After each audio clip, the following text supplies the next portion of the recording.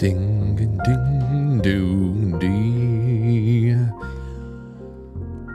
What a nice night. Oh, ladies and gentlemen, it's the last Friday before Christmas, December 20th. You know, I think we did a good job. I think we did a good job over here. The world is spinning and moving and turning faster than ever, but I think we did a really good job these past 20 days, just slowing it down, savoring the taste of the whole thing. And before you know it, it'll be New Year's Day, and I'm going to be ready. I'm going to be ready for 2025. There's a lot of things I want to see shake out. I want to see what the future of new media really is going to be. If there's going to be any really big moves and shakeups with the FCC and the internet and everything. There's so many questions that need answers that we should be able to get pretty soon, whether they be good or bad or whatever the hell else or a wash. But one way or another, I'm ready for it. Then I'll be ready for spring, be ready to get out in that sun again, sweat my arse off, and have a good time. And before you know it, it'll be December 20th, 2025. Oh boy, that'll be the first Christmas Donald Trump in the White House since 2017, which was the first year that they started with the UFO bullshit again. Well, 2017 wasn't the bullshit aspect. That was actually really interesting stuff. Anyhow, coming home for Christmas. Speaking of coming home, to my left, we've got Matt. Matt, how you feeling, dude? Hello, Francis. Everything well? Yeah. What do you think of your new corner? It's nice. It's red. There's a red. Not putting no blue shit behind me. Well, think about the blue. You got. I took the. I know. It's not even the Democrat blue. It's nice. No, but the blue lava lamp that was over there is gone, and now it's the red lava lamp in the Chrysler Building. So we took the blue out, so everything, all those cooler colors are kind of just like out of the room a little bit. Should get one of these in the Trump Tower. If he can make Trump Tower, then I'll ask him. But that would be an explicit, political request, and I don't want to. I might get Rockefeller Center because I really like the models that he does. And then across the room, it's J Gulinello. How you doing, Jay? Good, Frank. How you doing? I'm doing all right. You know what's going to be great tonight? A lot of things, I think. I think it's going to be wonderful because we have not only a good group of guys in the room, but we have some great things to do. In the first half, we'll just chill out. We will sift through some amazing topics. I even have a very special thing that we can watch in the last 12 minutes or so of the first hour. I have a 7-minute, 41-second compilation from the 2012 episode, the actual garlic salad episode. I whittled the entire thing down to the best comments from Anthony and Mike and me as it was happening. I'd been sitting on this for a while because Matt and I did that episode in like early November or something like that. So that will be fun because it has a nutrition twist to it. It sure does. And then in the second half, another Quite Frankly tradition is being born. It really, it's the second inaugural? The second annual reading of George Washington's medical. How would you describe this? Because the title of the episode is Washington's Autopsy. And it's not an autopsy, but no, it's still. just like I guess it's sort of a case study, but it reads, this is the record of the last illness and death of George Washington, compiled from all available data and set down in the form of a present-day clinical record. There you go, a clinical record. Okay. Many of the facts are gathered from the careful and minute entries made in the diary of Tobias Lear, Washington's faithful secretary. I guess I can call it Washington's postmortem. You could. But it's a lot more catchy to say autopsy. So next year will be We're doing an actual autopsy next year. We're going to cut Matt open. We're going to play Operation on Matt. and he has to keep his face has to stay stoic as we split him open. Let me do it myself. I could do it. No, give me the knife. I don't know. That's it. Give me the big knife. That ain't a knife. Yeah. So that's what we're going to do tonight. That's the second half. And then to end, some nice, cozy, goodness. Just we got so many things now, after all the years, the things that we collect along the way, it makes writing these last 2 weeks of shows just very easy because it's like, hey, when are we going to put this in and what are we going to do? And here we are. Now, what was the actual date? December 17th? December 14th. 14th was his death. Yeah. And he was buried December 18th, which had been 2 days ago. So the day of the Christmas party over here was George Washington's death. Yes. Okay. So that's Yes. what we were all celebrating really That's that day. Yeah. We're commemorating him. Unknowingly, yeah. Yeah. Okay, so then that's what we have tonight. Everybody's in place, and it feels good. Over to the Quite Frankly Advent calendar. Let's see, what are we going to be doing on the 20th? If you're going to your Quite Frankly newsletter tonight, have friends over or make plans to spend time together. There's nothing better. Okay. Nothing better for the soul. And tonight, certainly, we have friends that have gotten together and are going to pretend to be dying. So that's going to be great. It's nothing better to do when you're with friends than to do some kind of death ritual together. The Christmas death ritual. That's it. So that's it. That's the 20th. And I hope you got a couple more days. Tomorrow, for the 21st, since we're not going to be on air, bake your favorite Christmas cookies or treats. And number 2, donate your time or resources to a worthy cause. What will you do on Sunday the 22nd? Will you go and just bring something to a toy drive? Will you, I don't know. You think of something. And that's that. And then I'll see you guys back here on Monday the 23rd. And that'll be the last show of before Christmas. So, all right, that's that. First things up in the grab bag. Take a listen to this, fellas. This is for 404media.co. We are getting lasered. Nearly a dozen planes have been lasered just last night. This was on December 18th during the New Jersey drone panic. Oh, boy. Is that what this is being called now? The Great New Jersey Drone Panic of 2024? It could be, but it's so national right now. But Yeah. and I knew that somebody was either going to start taking shots at these things and the lasers. But again, many of them are fixed wing. They look like planes. Inevitably, somebody's going to take a shot or try to make contact with a plane, even if it's just a Cessna or something like that, because they all have blinking lights. They're very conspicuous, like planes are. That's not good. It's all messed up. Wow. So this is from 404 Tuesday night. The pilots of at least 11 commercial flights flying into New York City area airports reported having lasers from the ground shined at their aircraft, including, in some cases, their cockpits, according to an analysis of air traffic control audio obtained by 404 Media. In some of the audio, pilots can be heard saying the lasers are definitely directed straight at us, that the lasers are, quote, tracking us, and that at one point, air traffic control says, yep, we've been getting them all night, like literally 30 of them. Are we talking laser pointers? Probably. They can reach that far? Oh, absolutely. Wow. Those How do you aim them? I mean, that's incredible. That's the whole thing. If you're firing at a moving target that high up, you have to kind of fire in front so it hooks.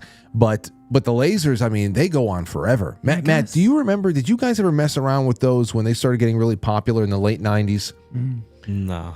When they started getting popular, the laser pens, and people were like, "Oh, they have laser pointers at Staples." Yeah. So we're like, we would go to Staples. They'd be under the glass case, and they would be like, it would look like a black pen. Mm-hmm. But this thing, and I forgot how much it cost back then. It went on forever. Yeah. I have to imagine that something can paint a plane, especially if it's in descent.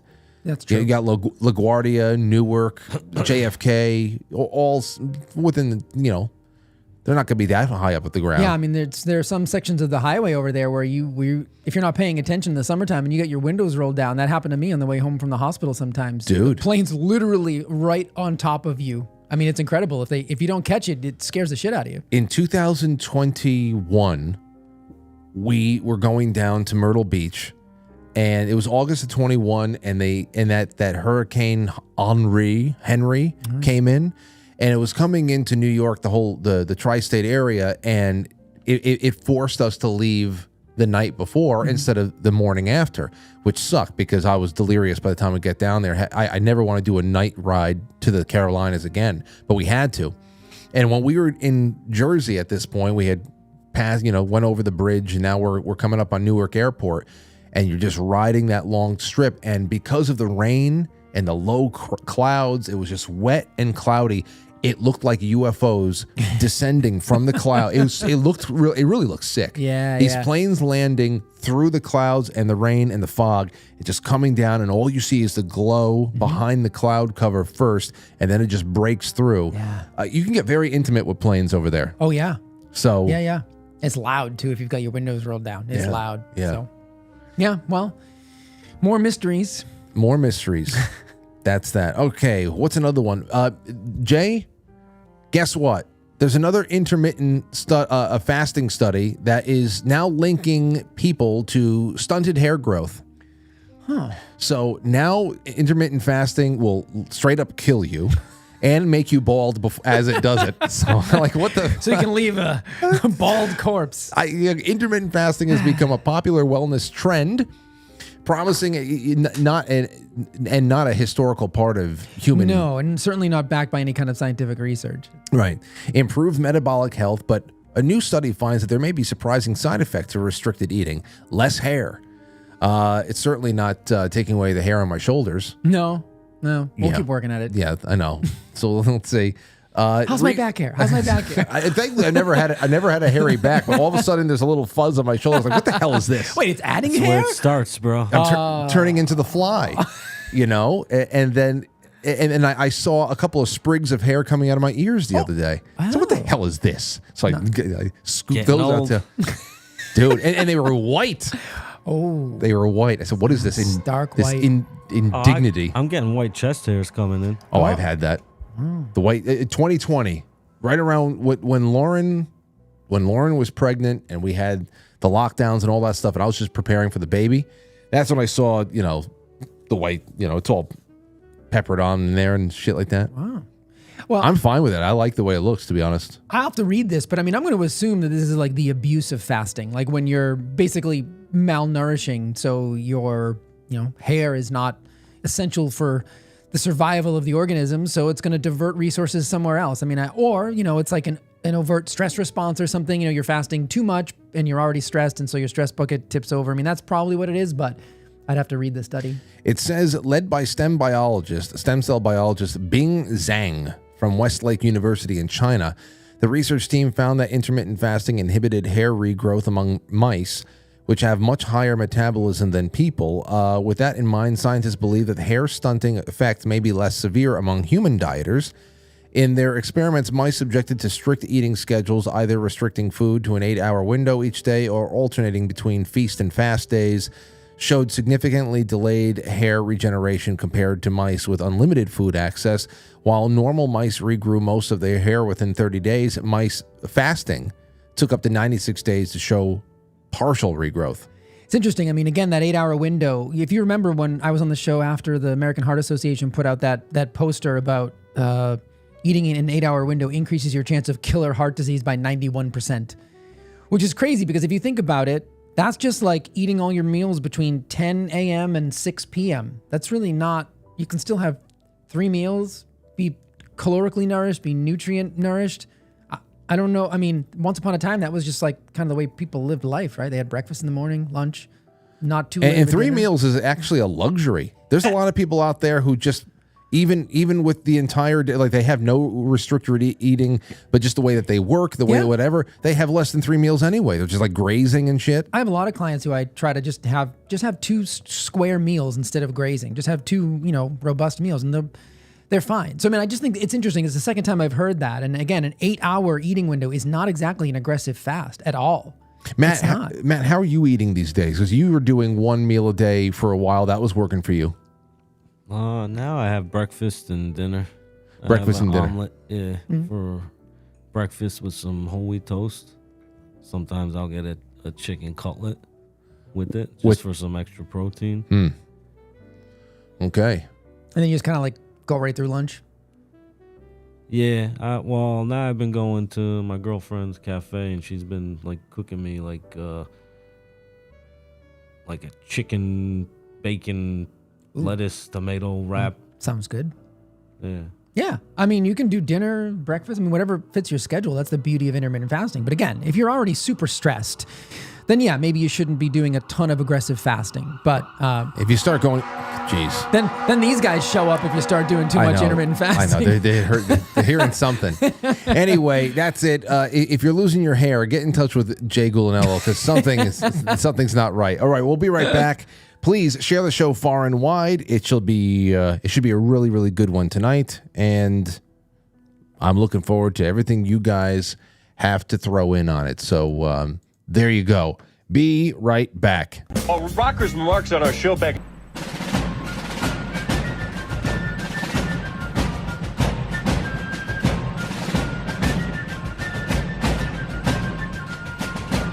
You let one ant stand up to us, then they all might stand up. Those puny little ants outnumber us 100 to 1. And if they ever figure that out, there goes our way of life. It's not about food. It's about keeping those ants in line. That's why we're going back. Does anybody else want to stay? Let's As a kid, it was almost like if you're in the car, you hear Alvin and the Chipmunks, you actually have like a cartoon playing in your head. Mm-hmm. But now it's an instant skip. Skip. Oh, man. Mariah Carey, someone said. Ooh. Taylor Swift, many people said. I don't want to listen to anything Taylor Swift, so. Casey Kakalaki said, Michael Bublé, we already have Harry Connick Jr., you redundant Quebec. She went after. I don't see. Knives Out. I have a lot of people in my life, especially family, who don't like Michael Bublé either. But, you know, between him and Harry Connick Jr., I guess, who's doing standards? I almost appreciate he doesn't do it bad. And ever since, and I never had a problem with him, but ever since he appeared at the hockey game after taking mushrooms, I think he's a lot cooler. For some reason, I thought that was really fun. It's a good question. I really want to come up with something because I feel like there's something out there that I'm not thinking of. Does John Legend do stuff like that? I can't stand John Legend. Oh, him. Yeah, I know. I don't know. He's John obnoxious. Legend. Yeah. It's something. There's something there. All right. I'm going to think about this. I see Robert Phoenix says, I think you hit the center of the bullseye on that one with Barbra Streisand. A couple of people agreed with me. Mariah Carey, Springsteen, again, Beyonce, somebody said. Ethel Merman. Yeah, that can be pretty obnoxious. Did B. Arthur put out a Christmas album? Yeah, the B. Arthur Christmas special. Eric Estrada, my boomer aunts can't get enough of his Christmas special album. He sings? Eric Estrada? Eric Estrada? Chips? I thought so. Wow. I didn't know that. Paunch? I didn't know he sang. John Legend we have up. here.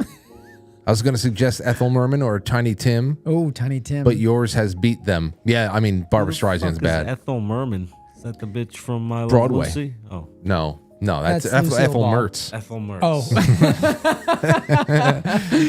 Oh. Yeah, no, that's it. Okay, someone else said you called it, but also the Carpenters. Let me tell you something about Karen Carpenter. She was a badass drummer. She's a badass drummer, great voice. Carpenter's got a good sound, but I almost agree.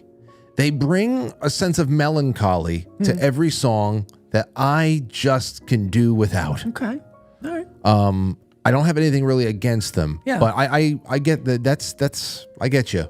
I like watching her play drums. It's cool. Yeah. I saw an old video of her playing when she was like 18 or something. She was really young. It was really cool to watch. I've seen there's some popular videos of some of her television drum solos. Oh, okay. Yeah. And those were really, really good too. Yeah. So you can comment with that after the fact, ladies and gentlemen. Even if you're talking about it in the chat room and live chat, please put it in after, and that'll help out a lot. All right, over to Babylon B. You want to see some of the latest headlines? There we go. Headline: Ignorant boomer tries to pay with cash. You see, this is the best part because it's so true. Fight against the CBDC. Exactly.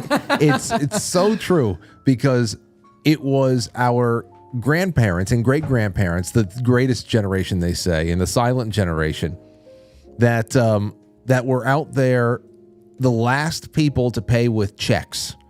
at the grocery store. And you'd always, every once in a while you get stuck behind an old lady who's taking out the checkbook. That's right. Pen to the tongue. I'm gonna write this out. Doing the whole thing. You're like, oh gosh, please don't. Not right now. And now we're getting to the point where who's going to be the asshole taking out the cash? I did it today. I carry cash and I always forget to use it because I really want to be more mindful of that. And so that's a really timely headline because I did feel like I was holding up the line counting out the cash. Oh, listen, there's this place. I'm not going to blow them up because I already contacted their corporate headquarters. Okay.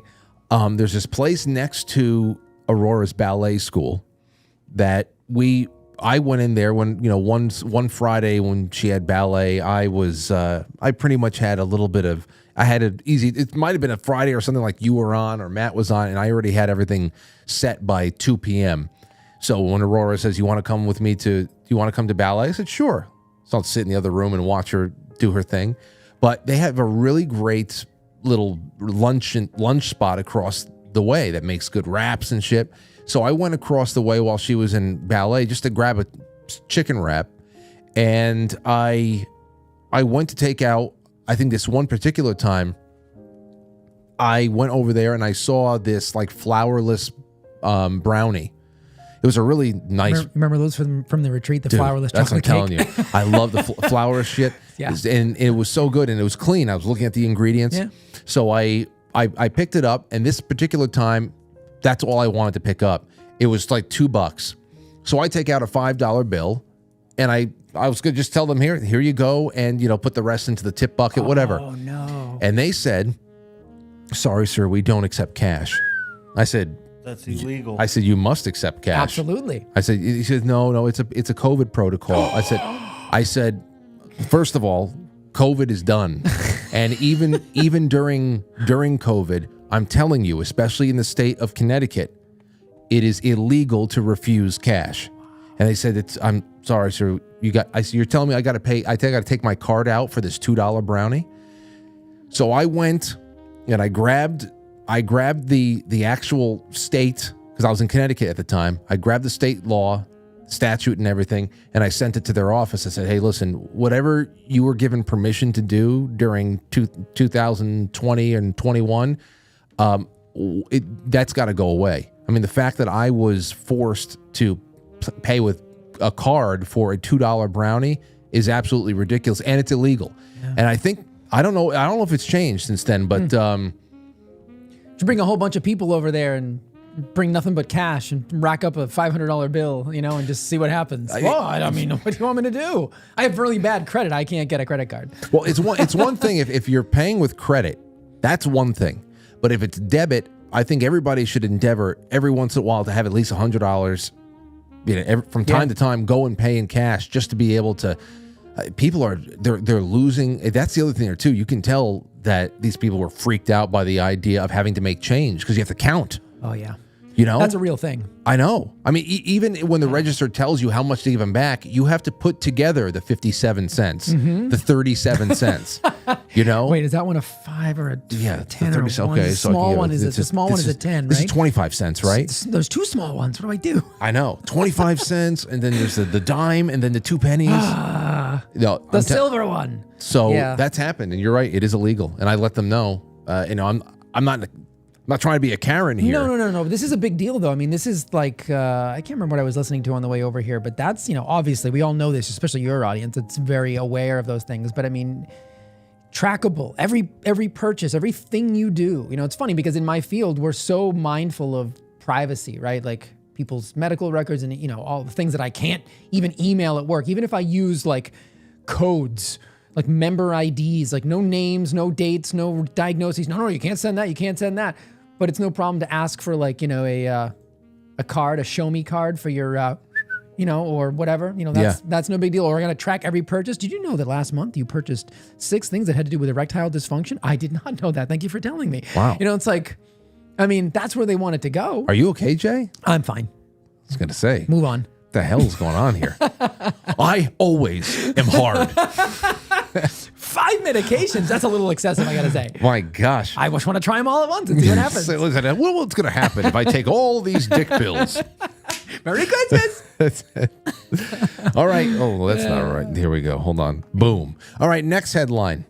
See, every headline is a great conversation. Headline: Congress proposes a new law banning anyone from reading spending bills until it's passed. That's not even a joke. No, it's not. That's the way they want it. What are we doing with 1,500 pages? When I heard that, I was like, what? Yeah. 1,500 pages? And to think that the 116 pages should probably be cut down by 92% as well. Did you see that? What was it, Elon Musk that posted the before and after bill? It was like a stack on the desk, and then it was this little one. It's the physical pile. It's like what these people will get away with if you don't call them out. Now you understand why they've run the country, or how they've run the country into the ground. I know. I mean, you remember when Matt Gaetz was up there saying, like, we should just have single subject bills? And people were, I mean, Newt Gingrich went out and called Matt Gaetz a traitor for literally used the word traitor for ousting Kevin McCarthy. And I was like appalled by that statement. I'm like, wait, dude, why don't you save that word for actual treasonous activity? He's just trying to, make some sense of the madness, but nobody wants to do it. Frank, I mean, if I said to you, hey, we're going to look at this, this bill, it's got 7, I want to vote yes on this, but I want to vote no on that. Well, you don't get to choose. Nobody would operate a business that way. Nobody would operate anything that way. Yet that's how our government operates. I know. It's shocking to people. Well, what's shocking is that someone like a Newt Gingrich can go so crazy with the accusations on a thought like that, because what you're essentially saying is, if we can't hold the other party or the American people at large hostage in one way, shape, or another, if we don't have the ability to use these big omnibus bills, these resolutions as a way to get ransom, to collect ransom, then what is this? Is this even America anymore? I always think about you in those situations, because they would say, like, how are we supposed to get all this done? And then I hear Frank's voice say, you're not supposed to get all this done. Yeah. We don't want any of this stuff. Much of it you're not supposed to have. Yeah, it's incredible. You got to debate it a little bit. Let's see it all, instead of, hiding funding for a new stadium or that was in there. Yeah, all the shit that they just hide in there that it's never seen. And that's just crazy. Yeah, by the time you get through reading and analyzing that 1,500 pages, it's the next year's CR. Right. Did Nancy Pelosi say famously, we'll read it after we pass it? Yeah, well, if you want to find out what's in it, we got to pass it. Like, what? What? I know. Yeah, these people are supposed to be the elite. Don't ever call them that. They're not worth it. Yep. Okay, so here's another one. Here's another headline for you. Congress warns failure to pass spending bill might delay destruction of the country. So we got to get this. We got to move this along, please. We got work to do. Here we go. Gavin Newsom says with another $25 billion, he could double homelessness by 2030. There's not enough homeless in California. That poor state. Here you go. RFK advises children to leave out 8 strips of bacon in a bowl of beef tallow for Santa this year. I saw this. Well, let me tell you something. You do that, and Santa's going to have boundless energy for the evening. He's going to be all set. You might get double the presents. You never know. Something. And his cholesterol's going to be fantastic. Let's see. FBI assures nation drones just U.S. government spying on its own citizens. Don't worry. Thanks for the confirmation. It's just us. Worship leader trying to decide which beautiful Christmas hymn to butcher this year. Well, I can see. Yeah. Was that the impetus for your question? Could be. Newly discovered scroll reveals 4th wise man who brought baby Jesus a priceless Lego Millennium Falcon. To be honest, it's a good gift. That's what we got. That's what we got around to last night when I had Father Sharon on the show. It could have been. We say 3 wise men because there were 3 gifts that we read about in the Bible and all that, but it could have been 2. It could have been 5. It could have been a legion of astrologers and science men of the day who just came in and they all chipped in on 3. Right? Yeah. I mean, only 3 get the credit, but what if a couple of them were just like kind of, stragglers? Like, well, I didn't get him anything. Did you I know. Anything? I didn't get it. Just put your name on the tag. I know. Put your name on the tag. It's just too much. It's too much. Oh no! Here's the last one for you. Clarence Thomas wows audiences with starring role in Annie. Did you see the other one? Ketanji?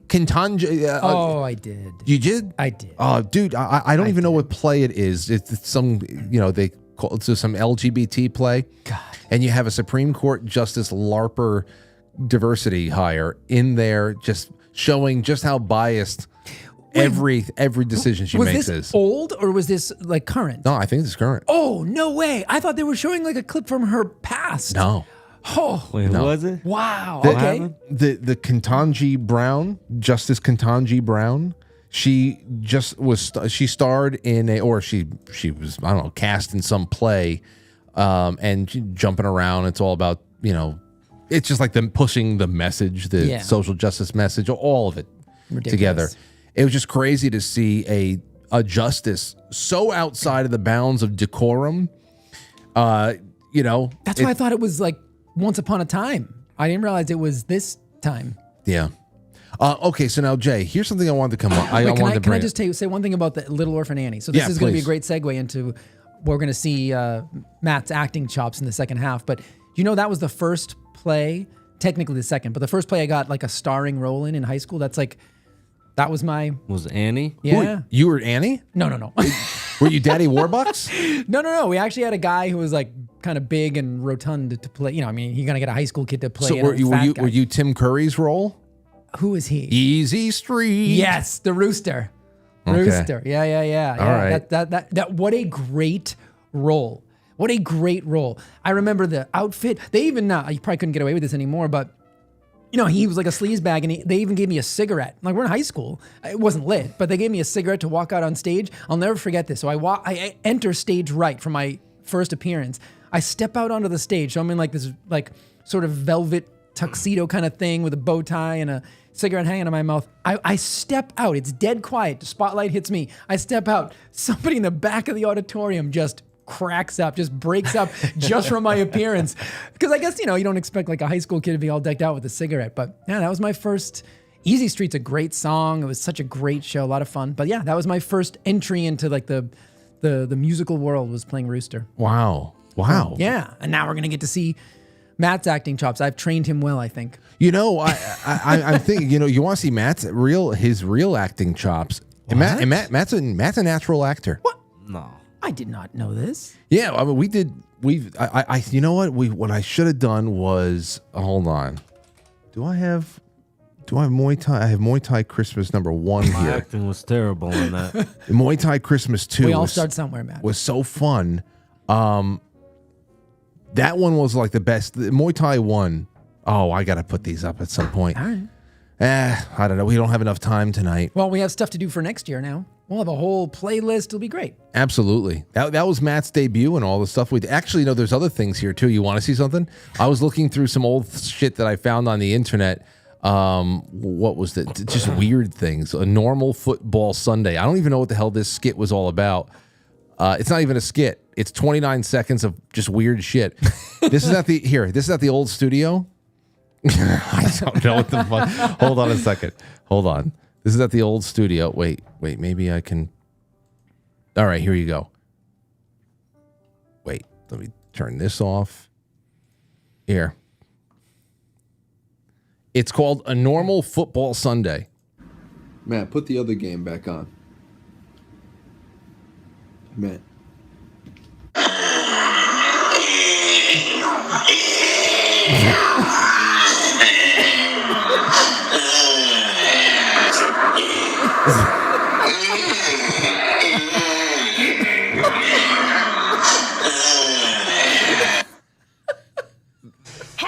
And I don't know what the fuck we were doing. Slow-mo?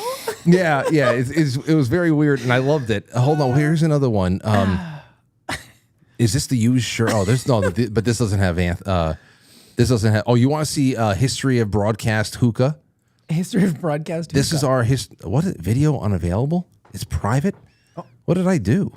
Did I make it private? You whatever. hid it from the world. I know this is probably private too. Mike's Matt, you Charm had long School. hair back then too. Yeah. You want to see Mike? Here, listen to this. This is something. This is hilarious, and I'm not going to save it for whenever Mike comes on the show again because I want to get all the guys together for a Saturday night broadcast again soon. But take a look at this. This is episode 1 of Mike's Charm School. Okay.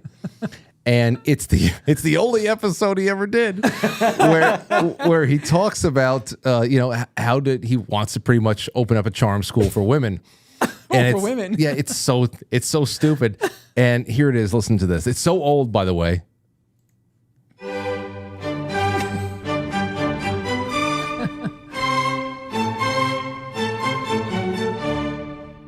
starring Prince Michael Cialangi III.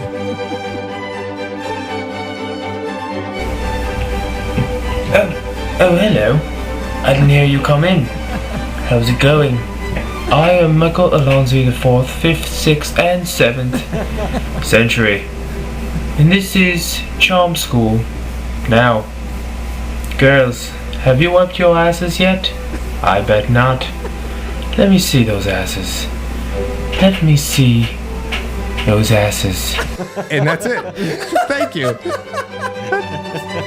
He said, don't forget to look out for episode 2. That was like 15 years ago. He was never gonna do That's it. not right. There's people out there waiting. Let me see those asses. Every day they're refreshing their screens. Episode 2. Oh, yeah. I thought it was episode 2. Don't forget. Damn it. Oh, so stupid. Oh, we did so stupid shit. I mean, there's a lot. There's a lot of cool. Anyway, here's another one for you. I remember we were trying to do this. We were on, this is probably back in 2008 or something like that. And we were giving away a shirt on air. But we didn't have a lot of money, so we're giving away used shirts. And so take a listen to this. Listen to the way Anthony is putting this out. This is, you'll see me in my room and Anthony and Mike are in Anthony's room. This is how it used to be from 2006 until 2009. Oh yeah, by the way, this is a good opportunity to bring this up. I am auctioning off. Well, not auctioning. We're giving away. We're giving away Magic Johnson we're gonna Magic come up, jersey. Should we come up with some kind of a contest, Frank? Yeah, whoever pays the most money. Yeah, whoever gets the most money right now wins this shirt. You get this shirt. Is it ours? And look at the back. This is one of our first shirt ideas. It says fucking flawless. What a terrible idea. So What size is that? Listen. Large. large. Right? It's a large, so you have to be skinny. No fat fucks. And it smells just like detergent. This must have been freshly washed. Oh, yeah, it must. It must have been freshly washed. Oh, wait, hold on. Look. Detergent. This must have been freshly washed. Oh, yeah, it must. It must have been used. It must have been used. And that's the biggest selling point we have here. And you know, it smells like fresh detergent. It must have been washed. This is my old shirt. I don't ever wear it because it's I hid it. Yeah, I hid it from Obama. And Where's that shirt, Anthony? I want to wear it for my debate, you cocksucker. can you imagine that? I want to wear a Zadalza shirt. Yeah, so there you have it. Wow. That's 2008. Used shirt. You come a long way, Frank. Now you're giving away gold and silver. I gave away gold, frankincense, and myrrh. I know. And by the way, that was the first edition to Kishi, or I forget who. I haven't sent it out yet because the frankincense and myrrh has to come in first. But that was a first edition, special edition gold back from Florida. I mean, that's no joke. They just started minting them in Florida. Very cool. So I don't know what 1/1000th of a ounce of gold is, but that is it's a special printing, no doubt.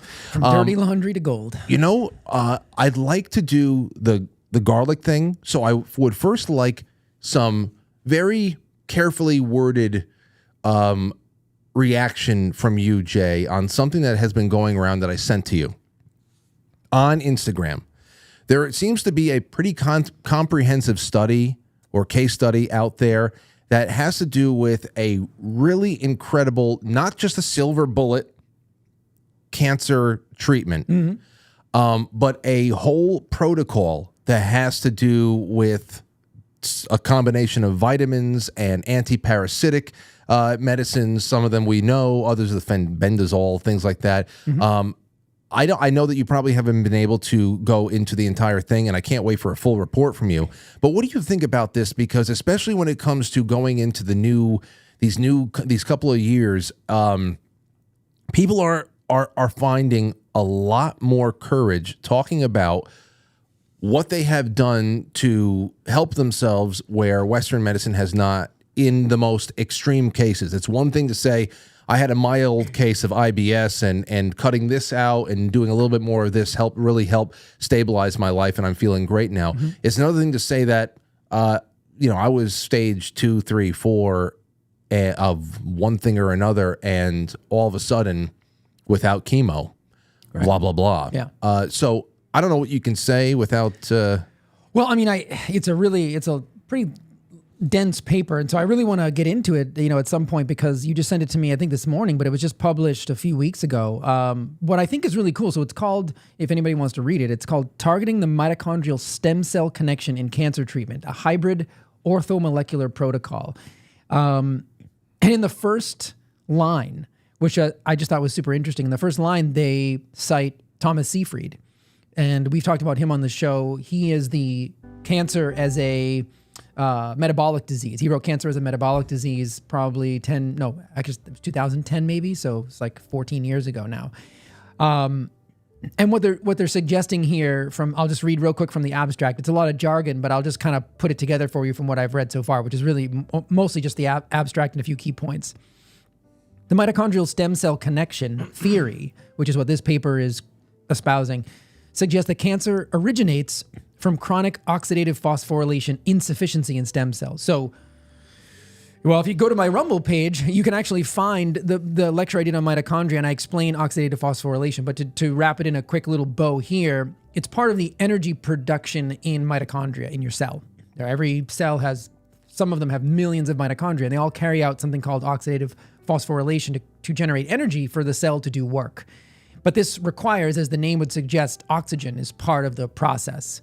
So what they're saying is the insufficiency here is the real problem, and that's also what Thomas Seyfried sees, and it forces these cells to utilize a different substrate, and that goes all the way back to the 1920s. The Otto Warburg effect forces the cells to use sugar, glucose, as a fuel source, because it doesn't require oxygen in order to create energy for the cancer cell to replicate, duplicate. Mm-hmm. So this oxidative phosphorylation insufficiency leads to the formation of cancer stem cells and abnormal energy metabolism, ultimately resulting in malignancy. So that's the basic theory of this, and they're pulling in. So I don't even know where the parasites come in. Like, that's in here. Yeah. But so I gotta get to that. But it's pretty cool how they're talking about combining multiple modalities to target the stem cells, because a lot of what Thomas Seyfried is saying is that we're addressing this downstream with things like hyperbaric oxygen, and we're removing the fuel sources. So we're removing glucose. So they generally put on a ketogenic diet, which is in this paper. The only thing it doesn't say in there anything about is fasting. Right. And actually, Thomas Seyfried is a huge advocate for fasting. He just seems to think that most people have struggled to adhere to it. So a therapeutic ketogenic diet can mimic fasting in that sense. But I'm an advocate for fasting for other reasons as well, especially because you can head it off at the pass, in my opinion, which is kind of what this paper is talking about now. Stem cell oxidative phosphorylation deficiencies. So it's not now the cancer has emerged, the cell is struggling, how do we strip it of its fuel source so that the cancer dies? We're saying, well, maybe in the stem cell is somewhere we can intervene. So this paper seems to be intervening in multiple points. Wow. Which is super cool. And I didn't even get to, they do address things like the tumor microenvironment. Remember how we talked about the pH? When I did that whole thing about, because there was going to be the debate about pH, and it's an acidic environment that creates cancer. They specifically talk about here, that's called the tumor microenvironment, is a consequence of mitochondrial impairment, and it's characterized by low pH being more acidic. So they're saying, rightly so, that it's the dysfunction of the mitochondria that creates the acidic pH, not that an acidic pH creates cancer. The arrow of causality is backwards. It's really important, because I keep telling people comment all the time, oh, you just got to change your blood pH. And I'm like, we went through that. You can't, I mean, you'd be dead if you could alter your blood pH to any significant degree for any length of time. So they're saying, it's the dysfunction in the metabolism that causes the acidic pH. Gotcha. And then they talk about hypoxia, which is lack of oxygen, and an actual alteration in mitochondrial structure. So a whole bunch of things that damage the mitochondria and that create this problem. I can't wait for you to dig into that a little bit more, because I want to know a little bit more about the theories as to why antiparasitic medications like, vitamin I and the fisfenbendazole and other things have these off-label properties that seem to be, promising in this respect. Yeah. And because as you know, there's a lot of different sources to this, and I'm really interested. And you know what? Just to, like I said, it was just a little bit of a preview, because we have to do big things like that in 25. Yeah. But I wanted to ask you, since we're on this, real quick before we get into this, something else that's very immune related, and nutrition related, the garlic salad episode. We have to come back to this real quick. My mother has a cold right now. You know, she's coughing, sniffling, whatever. She's a couple days into it. But I'm wondering again, feed a cold, starve a fever. Where are you on that? Why not starve both? What do you think? What is this? So I have a theory that has some research to back it up, but it's certainly not been completely proven. But I think it depends on the type of infection. So bacteria and viruses are different in the fact that technically, by biological standards, viruses are not alive, which is why I thought it was hysterical during all of COVID, how people kept anthropomorphizing COVID. It's coming to get you. It's finding people who are uninoculated. You know, it's coming to get you. It's like, first of all, it's not even alive. It's a package of genetic material. It doesn't have a brain. It doesn't have, it's not like sitting there going, I need to do this. I want to do that. It just does what it does. Bacteria, they respirate like our mitochondria, which once was a separate entity, which is why it has its own DNA.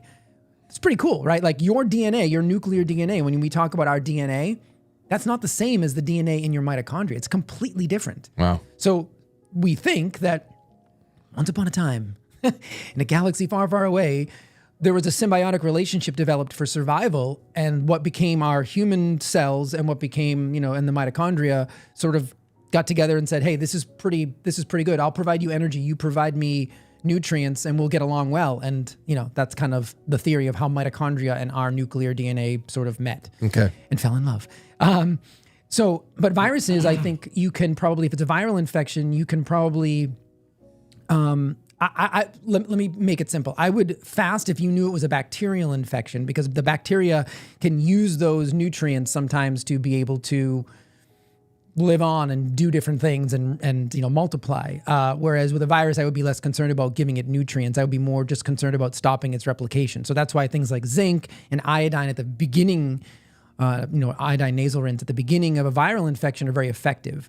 So that's and there's some research to back that up where, you don't want to give something that's living the nutrients it needs to proliferate, whereas something like a virus is not living, so there's really no danger of that. It's going to hijack the cellular machinery and it's going to do its thing regardless of your nutritional state, but you can attack it with some nutraceuticals. Okay. All right. That makes sense. I just had to put it out there because we are right in the middle of cold and flu season now. Yeah. And plenty of people are getting sick around here. So go get your zinc lozenges. I got a whole new thing of the 30-minute lozenges. Yeah. And I got my, not only the Xlear, every once in a while where it's just like, you just need to unclog stuff, but the povidone iodine sprays. I love I actually love the sting now.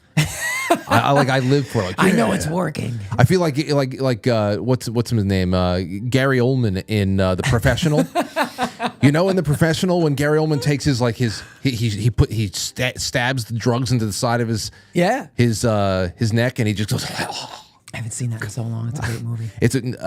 I used to love it, and then I watched it again about 5 years ago. I said, "This is fucking creepy." Really? The relationship between the hitman and Natalie Portman. She's very young. It is very inappropriate. Okay. It makes me uncomfortable. Okay. It's serious. Watch it again. All right. And you're like, this hit different when I was 10. Yeah, it's probably been like 10 to 15 years since I've seen it. Yeah, that was weird. Right. Anyway, okay, so you ready for this? I've been waiting a long time for this. We'll play this. It's only 7.5 minutes. Well, maybe we stop once or twice around the way. But after this, we'll go to intermission, and then we have to do. We're going to go through the George Washington main notes. Show. Yes. So here we are. I believe that this is October of 2012, and these are quick hits from around the hour or hour and a half broadcast we have. 7.5 minutes. You ready? I'm gonna get us out of here. Hold on. Here you go. So where do you want to start? This is where we have to start. People have to know what condition you're in right now and what it's okay. Now, well, first of all, I got a fucking I feel like I'm gonna throw up. hive. I got a hive on my fucking head now. Anthony has 2 hives. Got a hive right here. Yeah. I got a hive over here. All right. So, what condition am I in? Yes. Now, tell everybody. Now, pretty much, you have a gas problem right now. I'm on the brink of throwing up. You have a little bit of a gas problem. You're very gassy. You're farting. A little bit of a gas problem. I have a major gas problem. One of the worst gas problems I've had in years. Call DPW. We got a gas leak. Anthony's walking around right now, gassy. His ass is quacking like a goose. Dude, I over the past since about 1 or 2, I have heard some of the most comical sounding farts of my life come out of my ass. Okay, but this is the thing. It's one thing if you have gas. It's another thing if you know why. Every time Anthony farts, the room fills up with the undeniable stench of garlic. And Dude, if you were to ask Anthony, dude, what did you eat? It smells like garlic. His answer would be 50 cloves of garlic. Anthony actually had a garlic salad today. Dude, every time he opens his mouth, it's just a putrid stench of garlic. Well, actually, no, it's not. Dude, it's not my mouth because to be honest, and the pores. No, my breath smells like probably just coffee and water, whatever. It's coming out of his skin. Dude, it's not my mouth. Coffee and water. It's my skin and my ass. My farts don't have a hint of garlic. My farts are garlic. At first, when I was okay. So pretty much, I went to work. What happened was when I went on my lunch break, I was like, you know what? I gotta go. It was 11 o'clock. 11 o'clock. I was like, I've got to get some energy. I've got to go to fucking Stop and Shop and get some garlic. And dude, well, I didn't expect to be getting garlic. It's a vampire dilemma in my store. It's just, the owner of my store is a vampire. I gotta keep him away. No, dude. So I went over to the whole like salad section and stuff. They had antipasto. They had good. They had a bunch of stuff. Yeah, forget the meat and vegetables. Can I just have a whole shitload of garlic? It's gonna wake me up. They had fucking sun-dried tomatoes. They had all the stuff, right? So I just took a container and started filling it up with whatever I wanted, And I see they had roasted garlic cloves. I'm like, oh, putting that in. They had a salad. Now it was a pepper salad. That's what it was. There's like a bunch of like peppers that are in there. But what's involved in that is cloves of garlic as well. So I took some of that. I took a lot of that, and I also I took sun-dried tomatoes, which the sun-dried tomatoes along with the roasted garlic cloves was absolutely delicious. Absolutely delicious. I mean, I'm sure it would be even better if there was like pasta involved or something like that. But anyway, so I got that, and I took one grape leaf, one stuffed grape leaf, and some what do you call asparagus salad, which my piss does smell like asparagus as well. I really fucked my body up today. Did you really think it was a garlic salad, pretty much? I don't know what the hell I was thinking. You just went. How did you go for that? I just fucking went for it. I don't know why. I just did it. So I did it, and I ate the whole thing, and I ate a banana too with that because I just to balance it out. I just wanted to make sure that I had a full. Potassium. I wanted to make sure that I had like a real full meal. And that I was. Jay, are you taking notes here? The garlic, sun-dried tomatoes, asparagus, a banana. Okay, that's so far so good, right? It's completely energetic to just at least get through the next hour and a half at that place. I need to get through the next hour and a half, and that's what he eats. This next 90 minutes is gonna be hell. I went to the A&P to get a rotisserie chicken. Then he went to the chicken. Then I got a stomach full of garlic. Then I went to go get some rotisserie. Maybe the chicken will go down there and mix it up. So I can evenly distribute the seasoning of all the garlic I had. Say it's a pleasure to be sitting next to my father. Every moment I get a big whiff of the garlic. Are you serious, dude? Yeah, dude. I think it's also coming out of your mouth. It's not coming out of my mouth. Here, breathe. Stop. I'm not gonna breathe. Breathe in my fucking mouth. No. Oh yeah, so you can. So I can throw up. So you can. So I can throw up already. Knock me out for the night, please. You don't smell garlic now, dude. Oh, dude, I smell it every time you speak. Oh, get out of here! I swear, dude, I'm not even kidding. I'm being dead serious. No. My breath doesn't smell. Dude, like you can't smell your own breath right now because you don't know what you smell like. Yeah. Mike, let me tell you unless you fart. Let me tell you. Yes. Exactly, that's what I'm saying. The farting is what you smell. But without, and you're farting every 5 seconds. Yeah. Thanks for holding in for your best friend. Yeah, you want to know something? You're better off me farting every 5 seconds because if I hold it in, it's not going to be good. Alex Rodriguez is up. So that's my favorite part about this whole thing is when he tries to explain to Mike why he should be grateful. Listen, I'm better off farting every 5 seconds. Trust me. You should be happy I'm doing this. Like, be thankful that I'm doing this. It's almost over. Hold on. Put a dish rag around her head. I gotta be honest for a minute. What? I gotta be honest. I'm starting to get a headache because the strong stench of garlic. Anthony, you gotta be kidding me. I'm actually getting a headache, and I feel like I'm gonna be sick in a few minutes. It's like overbearing and strong. I'm gonna be sick. I feel like throwing up myself. I can't believe I did this to myself. You ate a garlic salad. Wow, that's so ridiculous. You should have known better. You know what's funny? I guarantee it's not even garlic salad. That's just what I thought. Of course. I was like, what kind of a conclusion is? I guarantee it wasn't garlic salad. I bet you it was just what I thought it was.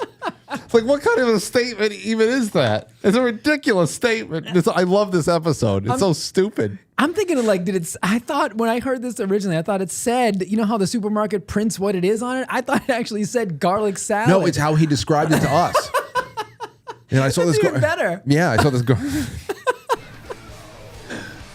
He's get a little bit of a break. And here's the Russell end. Martin gets on for an error in E4. Woo! And Mike is over there and he's in pain, man. Anthony is far away. There really is no end to it. And if it lingers even a little bit, the Vinny Brusco show is going to be in for a rude awakening when they come in here. Oh, yeah. This place has that sour smell of garlic and herbs right now. Smells like a goddamn biker bar. Oh, God, it's coming over here. It's diffusing. I don't know. I think I'm going to be sick. It's diffusing over here now. Can we end the show early? Oh, believe me. This room's got to air out. It's straight up. Everyone's going to throw up. So Anthony is now working on a novel, 50 Shades of Garlic. 50 Shades of Garlic. I walked in that place like. Oh, so anyway, she was, yeah. I just saw something funny. What? Beware tonight, kids. The garlic skunk is around. Anthony just walking around being a skunk. I'm a skunk, kids. The garlic skunk. Ew, garlic human skunk man. The garlic man. That's a new nickname, Mr. G. Is Mr. G coming? My gosh. Wow. That was 12 years ago. Wow. 12 years ago. Same Nuts. room? No. That's the other studio. Oh, okay. But you are sitting, same desks in front of you. Those glass desks. Oh. Absolutely. Right. Those same that we brought Is that those the over. last remnant from the old studio in here? Though, yeah. In a significant way, those glass desks over here, there is a significant remnant for the old studio. I don't think anything else has survived because everything is different. The sound system has been swapped out earlier this year. We didn't start really going into lava lamp and low light and glowy aesthetic until we got here. So all the decor is now different. There's probably some stuff out there, but this room is They got to stay. Yeah, the glass tables got to stay. They work perfect. Yeah, they're fine. All right, listen, perfectly timed. That's 8:00. Let's go on an intermission, and when we come back, we're going to start setting up our main event for the night, and then of course we'll end with your calls and just have some more fun because there's plenty of places that we can go, especially with you guys calling in to ask questions and make comments. Matt's here. You guys have been asking for him for a while. If you want to ask him questions, whatever, be a part of it. We'll be right back. Don't go anywhere. You're certainly not going to want to miss this. It's intermission time, folks. Time out to press the like button. Thank you. Quite frankly. Quite frankly. Quite frankly. Quite frankly. Quite frankly. Quite frankly. Quite frankly. Quite frankly. Quite frankly. Quite frankly. frankly. Quite frankly. Quite frankly. Quite frankly. Quite frankly. Quite frankly. Quite frankly. Quite frankly. Quite frankly, guys. Quite frankly. Quite frankly. Quite frankly. So everybody watch. Quite frankly. With Frank.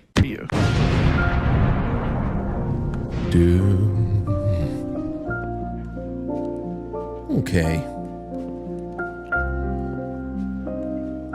So we're gonna go to some. Let me just do a little bit of this and that, because the president of the United States is soon going to be here. So let's just go to some super chats for now. Exciting.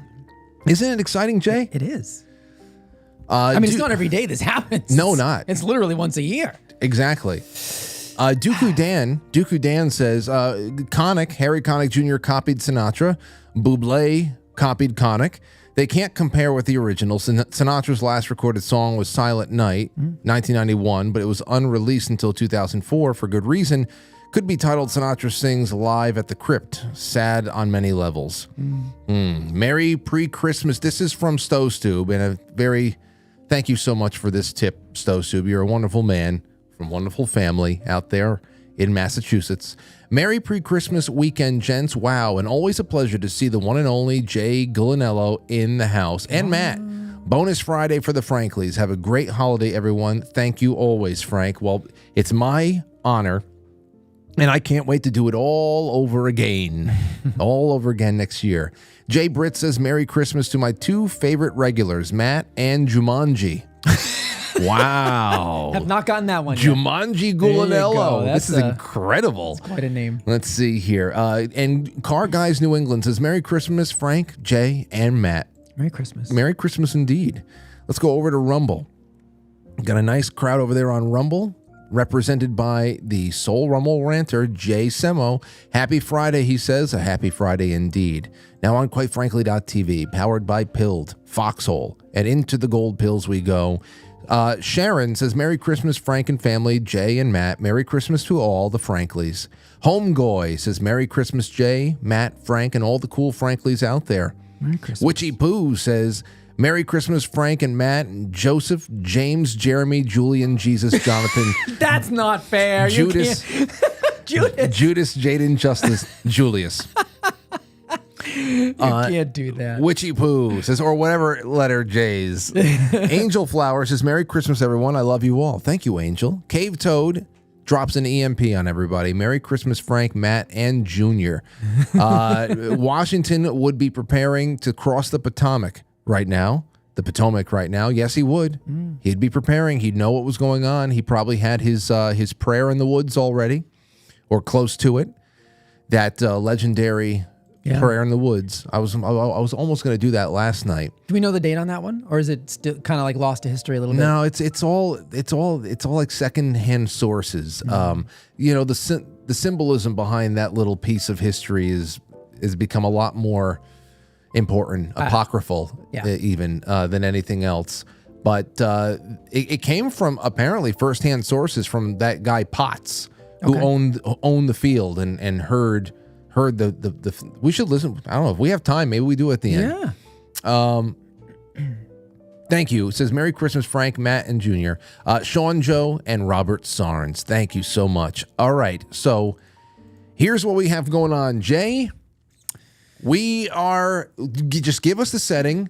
Give us the setting, and then we're going to introduce the President of the United States. Should I just do the quick, the very brief family history, just to set up who the patient is? Should I do that? Is that? Yeah, I just caught a glimpse of the president. He looks regal. Okay, this is incredible. What's about to happen? Go ahead. So I read this earlier, but this is the record of the last illness and death of George Washington, compiled from all available data, set down in the form of a present-day clinical record. Many of the facts are gathered from the careful and minute entries made in the diary of Tobias Lear, Washington's faithful secretary. So George Washington, white, male, farmer, married, no children, age 67 years, 10 months. First seen at 4 a.m. on December 14th, complaining of difficulty in breathing, swallowing, and aphonia, which is loss of voice, soreness, and pain in the neck. His family history was, very briefly, his father died at age 49 of pneumonia. His mother died.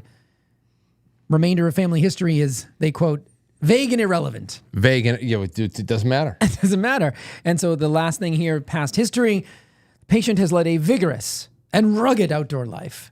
Had smallpox, dysentery, malaria, pneumonia. After the age of 50, had carious teeth that necessitated complete removal. Eyesight failed early, and there is some evidence of recurrent attacks of iritis, which is inflammation of the iris. And that brings us to the present day. So maybe without further ado, the President of the United States.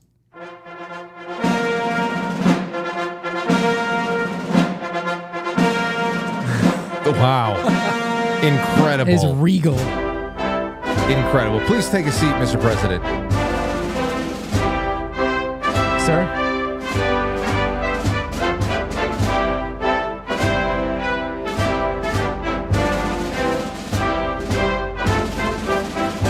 Yes. Okay. Mr. President, do you hear us all right? I cannot breathe. You can't breathe? Oh, hey, okay, so Jay, at this point, I see the cat is trying to give him comfort. This was not in Tobias's diary. So, Jay, at this point, he's having difficult breathing here. Yeah. What is he feeling on the first day? What's going on here? Right. So aphonia, which is loss of voice, which is why he may sound a bit raspy. So let's do the present illness. So the present illness dates from December 12th, when the patient, as was his custom, rode about his farm from 10 a.m. to 3 p.m. The day was inclement with rain, snow, and sleet. It's actually probably pretty similar to today. That is why my hair is askew. His hair is askew. I can see Normally, it. you're so well coiffed. I've led a vigorous life. You have. Many battles. And today it was very wet and snowy. When Mr. Washington came into the house, it was noticed that his clothes were wet and snow was hanging from his hair. Which is why, as I said, it Yes. is askew. Of course, of course. It's off kilter. Still looks regal, though. So, it being late, he went to dinner without changing his clothes. Now, it was suggested that he change out of his wet riding clothes before dinner, but known for his punctuality, Washington chose to remain in his damp attire. I shan't be late. Okay. You may come to regret this, sir. It would probably be unbecoming of him to... Of course. Great dishonor to my host. Better to be wet and properly dressed than dressed like a schlub. Then dry and late. Yeah. That's right. Okay. So that evening after dinner, he retired early and rested well. The next morning, December 13th, he complained of a sore throat. My throat hurts. Thank you, sir.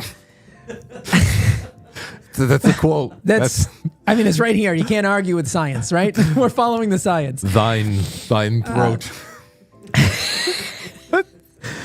The next morning, December 13th, right? He complained of a sore throat, but he went out of doors marking trees. Yes, I piss on trees. I do piss on the trees on my estate. I always wonder what that meant. When he came in, he was quite hoarse, but otherwise normal.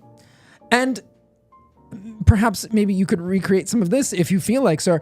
When he came in, he was quite hoarse, but otherwise normal. He read aloud for some time to his family. It was suggested that he take something for his cold, but he replied, quote, "No, you know I never take anything for a cold. Let it go as it came." Go ahead. Let's hear that. I don't take anything for thy gold. Let it go as it has cometh. No. This is one of the most accurate depictions of history I've ever seen. Never heard this before. This is incredible. Grow thine beard. Now, Jay, you said this is on December 13th. Yes. So he literally only has a day left. Yes. So he was doing pretty. This is very, very interesting to note once again that he's doing decently the day before, and now this is where probably all the bleeding starts. It goes downhill real quick. Okay. He was reading aloud to Martha and to Tobias. And then, they offered him some cold medication or whatever. And he said, no, let it go as it came. Negative, sir. Negative. Okay, now it's 3 a.m., December 14th. So this is just hours later. He awoke in a chill and informed his wife that he had the ague. which is The ague. Yes, which is a malaria or any other febrile illness. So he's got a fever. And I think he's probably says something like, Martha, I have the ague. Have thine ague. This is tragic. The cat is definitely not making it any better. Shan't suffocate me. Although, do you remember the episode we did where I talked about cat purrs actually being therapeutic because of the frequencies? Maybe this is a whole other side of history that we're experiencing This could right be now. a new time traveler. Yeah, it's a new timeline. If Pyretta was there, she might have been able to save him. She's healing thee. The cat is healing me. Okay, She's healing thine magoo.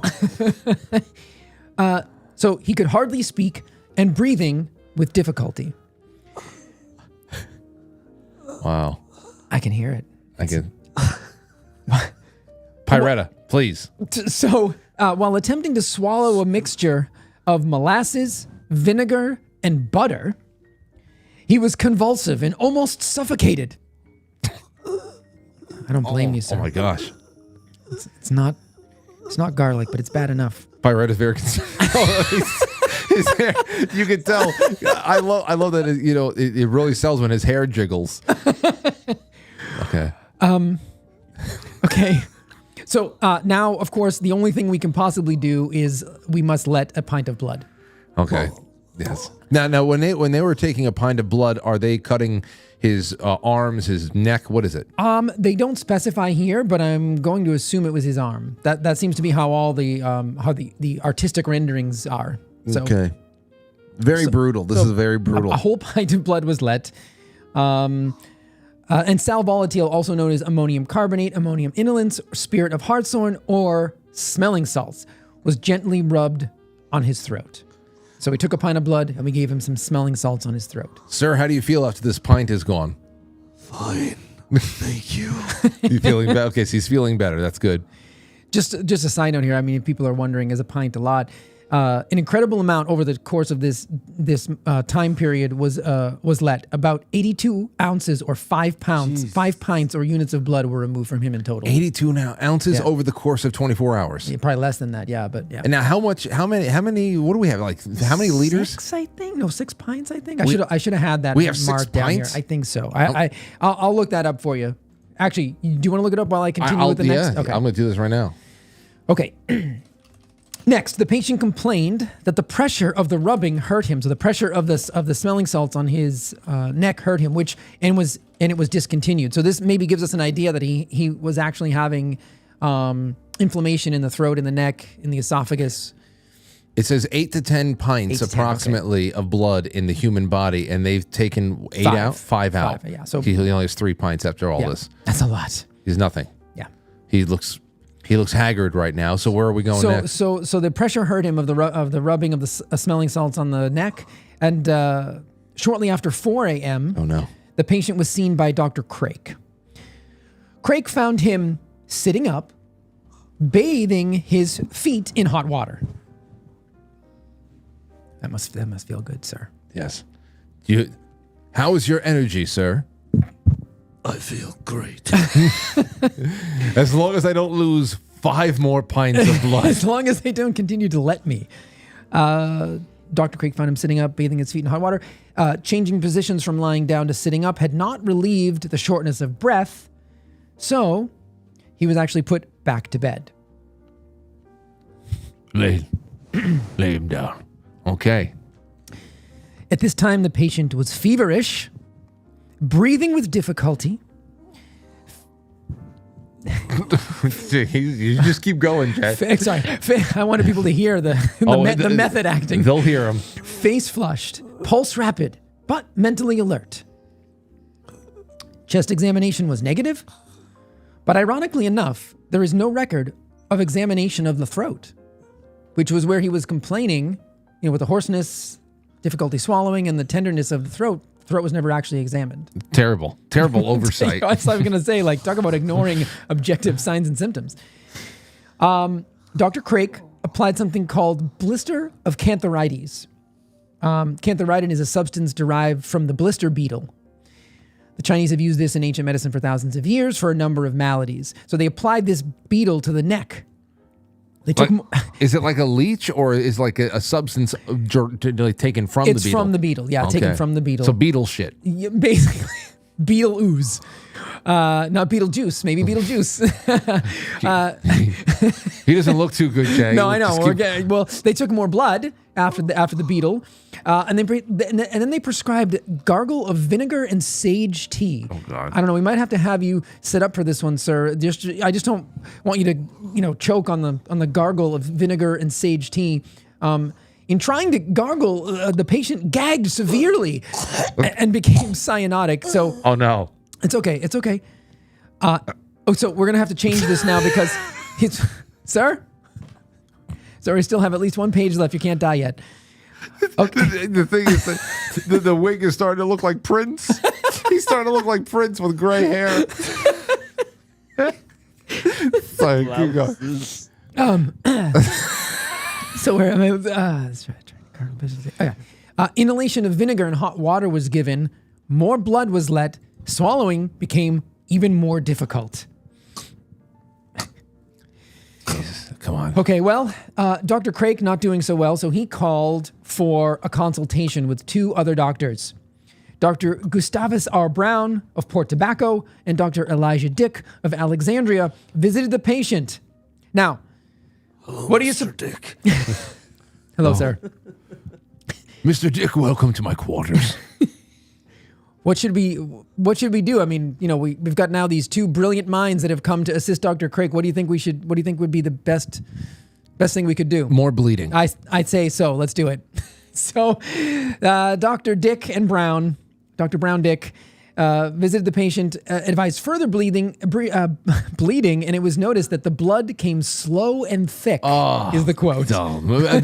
Now, I would like to point out that this is not George Washington. This is actually Matt getting This weak. is Matt acting, yes. This is Matt getting weak now because I'm getting weak. The fact that he has so little blood left that it's just kind of like glooping out. It really is. Oh There's my not much left. Gosh. Yeah. They killed our president, man. They really did.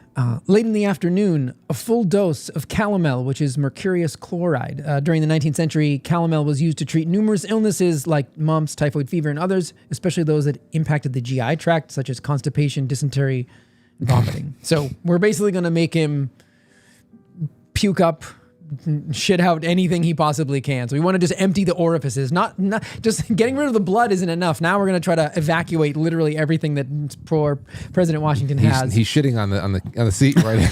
That's Pyretta left on the couch. It's incredible. And they gave him a tartar emetic, method acting, which is antimony potassium tartrate to induce vomiting.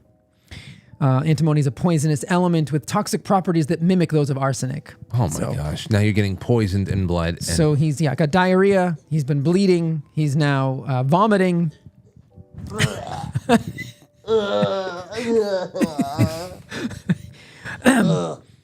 Again, let's see. Where are we? We are. The indignity of this is incredible. Dyspnea set in I've slaughtered. Yeah. At 8:00 p.m., another blister was applied to the throat and hot wheat plaster to the legs and feet, like sort of like pain patches of today to relieve the pain. These are wheat plasters to the legs and feet. It's like Shaquille O'Neal's Icy Hot. Yeah, pretty much. The patient sat up for a time in full realization of his approaching end, gave his attention to various property matters, and to correcting his will. I want to fix something. I want to read you something. This is very important. Where is it? Here we go. The last conversation that George Washington had was with his secretary, Tobias Lear, concerning his burial arrangements. This is a quote. "Have me decently buried, and do not let my body be put into the vault in less than 3 days after I'm dead." Oh. This is like repeating vows. We have me decently buried. Have me decently buried. And do not let my body be put into the vault. In less than 3 days. 3 days after I am dead. And that's to prevent what? Like a false Fears of being buried too soon were common in the 18th century. And although Tobias reportedly bowed in affirmation to Washington's wishes, Washington wanted to be certain and said, quote, "Do you understand?" Do you understand me? Upon receiving verbal confirmation that his last wishes would be honored, Washington spoke his final words, quote, "'Tis well." 'Tis well. The patient died between 11 and 12 p.m., December 14th. He was conscious until a few minutes before the end, and at one of his last acts, which I think is so badass, was to take his own pulse. And there we have it. Incredible acting. And there we have it. This is incredible. He didn't. Yeah, And this spells the end of George Washington. And there were a whole bunch of, second guessing now about what actually killed him. Likely it was a bacterial infection of the epiglottis, which is what essentially inflamed and suffocated him, causing his WHIM type 2. He just bowed at. Oh, he bowed out? It was a tiny wrist bow, but it was very elegant. It's something that he would have done with his last ounce of strength. And that's the last of the recorded medical history of our first president, George Washington. Now, if you want, I have just a couple of quick facts from actually mountainvernon.org. Please give the facts while he lays here. These are 8 facts about George Washington's death. Some of them we just went over, but between 10 and 11 at night on December 14th, 1799, George Washington passed away. He was surrounded by people who were close to him, including his wife, Martha, who sat at the foot of his bed. Oh, so now we have some stage directions for next year. We'll have the cast of Martha next year. Yes. His physician and good friend, Dr. James Craik, who was the one who basically bled him to death, and Tobias Lear, his personal secretary. The cause of George Washington's death was a throat infection. On December 12th, Washington was on horseback, supervising farm activities, and it began to snow. Upon returning home, he did not change out of his wet clothes. We talked about that. By the next morning, Washington had a sore throat. His condition worsened late in the evening and was dead on December 14th, 1799. They officially say he died of quinsy, which is a term we don't use anymore. I was not the Magoo. It was we know it was the Magoo. It was Mr. Magoo this whole time. When I growing up, all we knew was George Washington died in 1799 of pneumonia. And boy, oh boy, is that off the mark. Yeah, totally. That is off the mark. It was a simple swelling that most likely antibiotics today would have fixed in a jiffy. Look what they did to him. Look what they did to him. Yep. Look at him. A few months before his death, Washington wrote 2 wills. Terrible. And then on the eve of his death, Washington asked his wife to bring him both versions. After reviewing them, he threw one in the fire. Lost to history. Wow. I wonder what was on that one he threw in the fire. I wonder too, but you can't tell us now. Nope. Washington's funeral was on December 18th, 1799. 4 ministers spoke at George Washington's funeral, each with their own connection to Washington. The ministers who spoke were Reverend Mr. Thomas Davis, Reverend James Muir, Reverend William Moffat, and Reverend Walter Dulaney Addison, just in case you're wondering. Last couple of points. In his will, George Washington... He just kind of looks sleepy at this. He's like rubbing the sleep from his... He just looks kind of like a sleepy guy at this point. This was very nice. In his last will... He cut over to him, and the face was on... I was waiting. I wanted to cut over and have the mouth open. Oh, that was great. Anyway... Go, keep going. Sorry. I'm trying. I'm gonna stop. This is very serious. In his will, George Washington left directions to emancipate all of the slaves that he owned after the death of Martha Washington. Of the 317 slaves at Mount Vernon in 1799, 123 individuals were owned by Washington. Martha Washington decided not to wait until her death, and she signed a deed of manumission for Washington's enslaved people, and they were freed on January 1st, 1801. Wow. It's incredible, isn't it? Martha disobeyed, but... George Washington, last 2 points. George Washington, his will stated that a new tomb be built to replace the existing tomb at Mount Vernon, and that he and Martha be buried within. And to this day... And you can come visit the final resting place of George and Martha Washington. Both old and new tombs can be visited 365 days a year during your visit to Mount Vernon.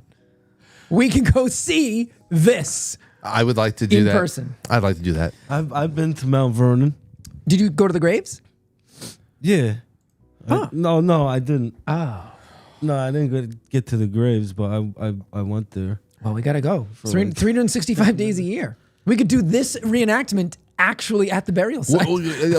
Imagine going up to some of the people at Mount Vernon and say, "Do you mind if we use the bed? Just for a moment. Can we use the deathbed for a moment? Just for a moment. We want to reenact this. Well, I would want to thank both you, Jay, and our talent for the night on the couch. That was fantastic. Thank you, Mr. President, for all that. Thank you, sir. He's still doing well. Okay, we couldn't fool him. Oh, see, it's amazing, isn't it? Cool how oh look, she knew the show was over. Wake up, being awake now, rear. You're right, man. We only learned that one. We learned pneumonia, and that was maybe because that's how his father died at 49. I don't know, but that's all we were told. And he was what, 59? No, he was 67. 67. 67 in 10 months. Yeah, that's not that bad. So, no, not but for we that should time. we should have had him until his 80s, though. Oh yeah, I mean he was a pretty robust guy, but no. All right, we're gonna go on a really quick break. When we come back, we'll just take your calls. We'll have a little bit more fun, and that'll be it for tonight. I hope you're all been enjoying so far. Don't go anywhere, ladies and gents. It's only 8:30.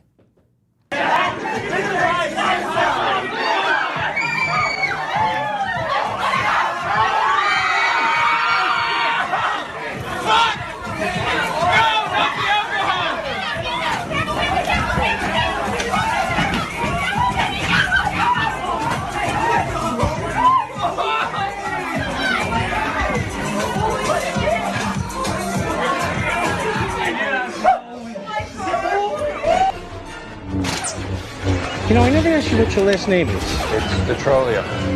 Jane Detrolio. My arch nemesis. Howdy, friend. You looking for a message board?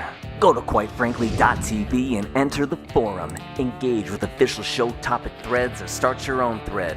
Get signed up. It's that easy. And it's not Reddit, so don't sweat it. For the forum and so much more, it's quitefrankly.tv. Yeehaw. You are a cis male. Have you ever heard of that term? A cis male? Cis male. C-Y-S-M-A-L-E. So what it means is that you are a man. You're born a man. Well, as far as you know. As far as I know. And you identify yourself as a man. Yes. That's a cis male. Now, I don't understand. Where does that... Is this a new phrase? Yes, it's a way of marginalizing a normal person.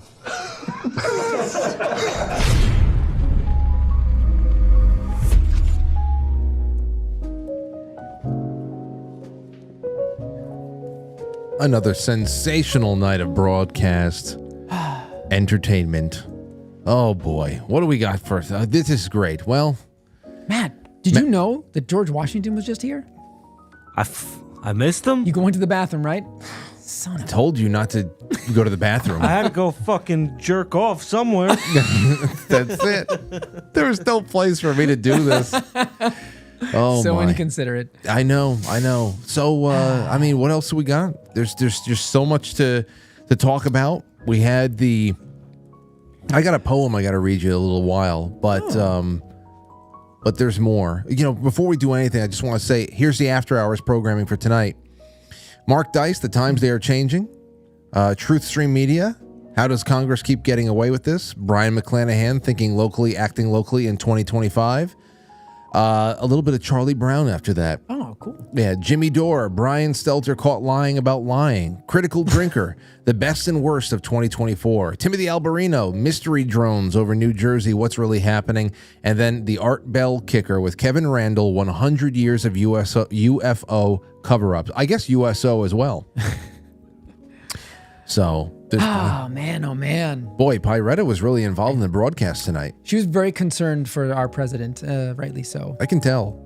She knew what the doctors were doing, and it's really like, I think we did this last year. We second guess everything, and those doctors were doing the best they could. But what's just so interesting, and I hope the audience looks at something like that, and you can laugh at the bloodletting and the blisters, and like literally everything they did was the antithesis of what they should have done. He was struggling to breathe, and they were draining his body of blood, which carries oxygen to tissues. I mean, it's like, it was the exact opposite of what you should have done. But But I mean, think about it, right? Like, put it in terms of what's going on today, right? Something a little bit less dramatic, but like just RFK wanting to come in and do some things differently. Because last time I was here, we talked about how we're failing on multiple levels in public health. Imagine if the same barriers were put up to change that are being put up right now. Like, what do you mean we can't take fluoride out of the water? How, we can't get rid of red dye number 3. How our Twizzlers are going to look weird. You know, we can't do any of that stuff. Just imagine if that same attitude happened in 1799. Am I mistaken that the red 40 is crushed beetles or something like that? What is it? It's insect based, I thought. Yeah, I'm not sure about that part of it. I've definitely heard that before too. I just know that red 3, I just did a Rumble video on this. Red 3 was removed from cosmetics in 1990 because it was found to be carcinogenic in animals, but it's still in the food. So don't put it on your skin, but you can eat it all day long. And, you know, so they'll tell you, well, yeah, but the dose makes the poison. Okay. Do you have any idea how much red dye number 3 the average person eats? I don't know. It depends on how much processed food they eat. So, I mean, this is the whole thing about everything and how quickly they're about. passing it. Exactly. And then that in combination with other things which are never tested. So this is the whole, what RFK is doing. It's not guaranteed to net results, but I will tell you that it's guaranteed to push us in a new direction of understanding. And that's all you can ask. You can't ask RFK in a few years to solve all the world's health problems. That's ridiculous. But what we know isn't working is what we're doing now. So the pushback is enormous. I just saw New York Magazine do this like massive hit piece. I don't know if you saw this. You can't get past the stupid paywall. And so I refuse to obviously pay for it, but it's a hit piece on every like biohacker. They put like the faces of all the people over the years that have like just said, they've been going in deep on this, wiping them out, like social media influencers, whoever it is, it's just making fun of them relentlessly. And I just keep saying, I mean, you do realize that the health of this nation and the life expectancy is trailing now some sub-Saharan African nations. Like we're a miserable failure in public health, and you're defending the orthodoxy. I just don't even know how that's tenable anymore. I don't think it is. I think people realize, I don't know what we have to do. I just know we can't do this anymore. Yeah. So, you know, that's just an illustration of that was the best science at the time. Those were the best doctors probably on the planet at that time. And look what they did to George Washington. So, now, did they, and I don't know, we're talking 1799. Did they know about what the cells did as far as carrying oxygen, like you said, and all that? You know, I don't even know. I'm not sure. I mean, at that point, I don't think so. I mean, they were still talking about the humors, and they thought that it was bad blood. So I would assume not. I probably should know this. But when was the first time that somebody saw a blood cell under a microscope? Yeah, I mean, that's what I would like to know. Right. Because I might have known that. When was? I mean, then you're putting all the other facts together. Like, you know, we're still assembling the human body, and so that's why I like to take a really conservative approach. And what I know, but what I don't know, I'm always very open about that. You know. Oh shit! The first time blood cells were viewed under a microscope was by Dutch microscopist Antony van Leeuwenhoek. Mm-hmm. Who described Leeuwenhoek. Anton von Leeuwenhoek. Leeuwenhoek. No, you know, hey, he's. Are you related? He might. It sounds it.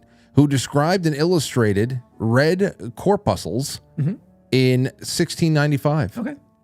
Okay. So that's a century earlier. So we're starting to understand, yeah. But you know, as far as knowing how they carry oxygen, right? I wonder how that comes about. Yeah, I mean, at that time, you know, you're not looking at living things under a microscope. You're looking at dead things under a microscope. So understanding the system is, you know, I mean, we're still understanding things today. We're still uncovering hormones today. We're still understanding cellular mechanics today. So, you know how often I read a paper on something and they'll tell you at some point, this happens. We just don't know how it happens or why it happens or what the cascade is that makes it happen. Yeah. So, I mean, and that should make all of us in the health sciences very humble to interacting with the human body, knowing that its existence has been around a lot longer than our scientific advancements. So maybe we should kind of get out of the way sometimes, but you know, we don't really do that. All right. Well, here's some questions. Here's some. I mean, it's incredible how quickly you can get answers now. The understanding that blood carries oxygen developed over time through several key observations and experiments by various scientists. Here's a brief overview of this. Early observations, William Harvey, 1578 to 1657. He described the circulatory system, demonstrating that blood circulates in a closed system. Okay, we got that. Isn't it kind of like mixed? Yeah, and there's a lot of emerging research questioning whether the heart is actually a pump at all. We've talked about this a little bit, but it's really interesting stuff that the heart actually doesn't pump as much as it does control the flow, like a control valve, which is super interesting. Well, I was going to say, if you have all these, I always wondered about that, where you have, there's the heart. If that is the only thing pumping things around, what the hell are these pulses that we have, the where we have in our wrists and our elbows? It seems like there are pumping stations all throughout the body. Yeah. In the legs and everything. I will just say that, stay tuned to that, because there are a lot of researchers that are trying to break through with things like Gerald Pollack and the fourth phase of water, really interesting experiments that indicate that it's actually not the heart that does the majority of the circulating. Super interesting. Okay, well, here, let's see. Then we have Antony van Leeuwenhoek, who imaged the red blood cells under a microscope in 1695. Chemical composition of blood, Joseph Priestley and Antoine Lavoisier. They independently discovered oxygen. In the late 18th century, Priestley noted that air breathed out by animals could no longer support combustion, which was later understood to mean oxygen was depleted. Okay. Then you have linking oxygen in blood, was 1813 to 1878 by Claude Bernard. There you go. He conducted experiments showing that blood exposed to air in the lungs changed color, becoming redder. This change was connected to oxygenation, though not explicitly at first. Then hemoglobin discovery, Felix Hoppe Seyler, 1825 to 1895. In the 1860s, he named the red pigment in blood hemoglobin and showed that it could bind with oxygen. This was crucial in understanding oxygen transport. And then the direct proof, Christian Bohr, known as the Bohr effect. The Bohr effect. Yeah, I remember that from school. He demonstrated how changes in blood pH affect oxygen binding to hemoglobin. His work in the late 19th and early 20th centuries proved or provided direct evidence of how hemoglobin transports oxygen. So think about how much later that was, than 1799. They were only beginning to unravel the mysteries. And that's the beauty of what we're doing.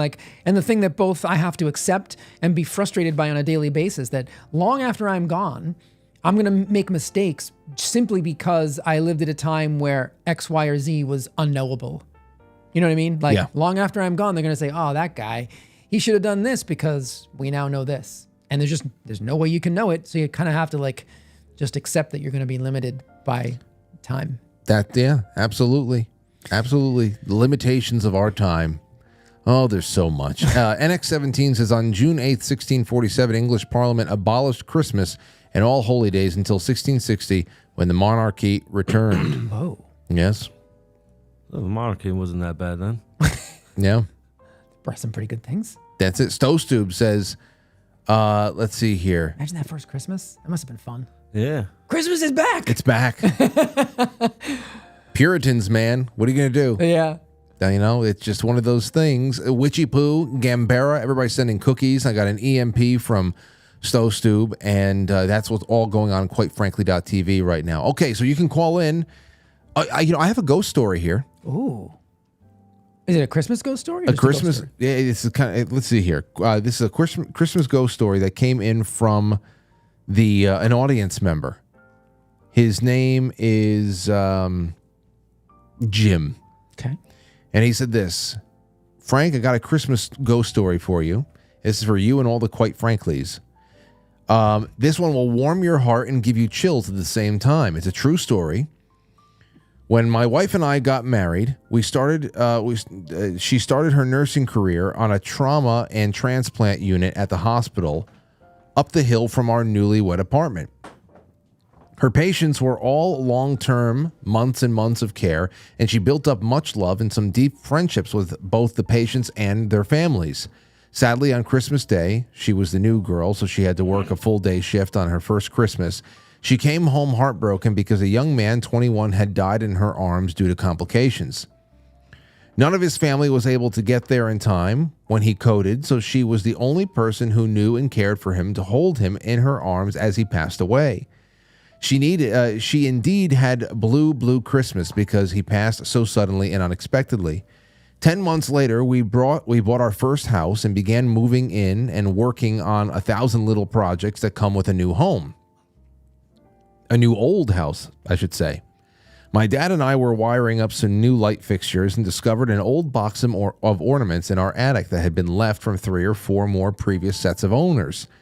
It had some homemade ornaments in a box that were obviously from decades prior and had names including the last name of a set of twin boys who would have been about 10 years old when they lived in the house. My wife started rummaging through the box. This was right after or right before Thanksgiving, and she gets the strangest look on her face. She said, "I know this name. It's the father of the young man who died in my arms last Christmas." Whoa. She called up the family and invited them over to our house. HIPAA laws are quite strict, so she had to be mysterious as she made contact with them. But as they gathered in our living room on a cold November day and they talked about and shared this find, we all knew, and the dad said, "I have really been missing my son. And as Christmas approached, I didn't know how we would get through that terrible anniversary whilst missing him so much on what's supposed to be a happy and joy-filled holiday. But he said, I take this find is a sign from him that he's okay, that it's okay to be happy and not sad about him not being here with us.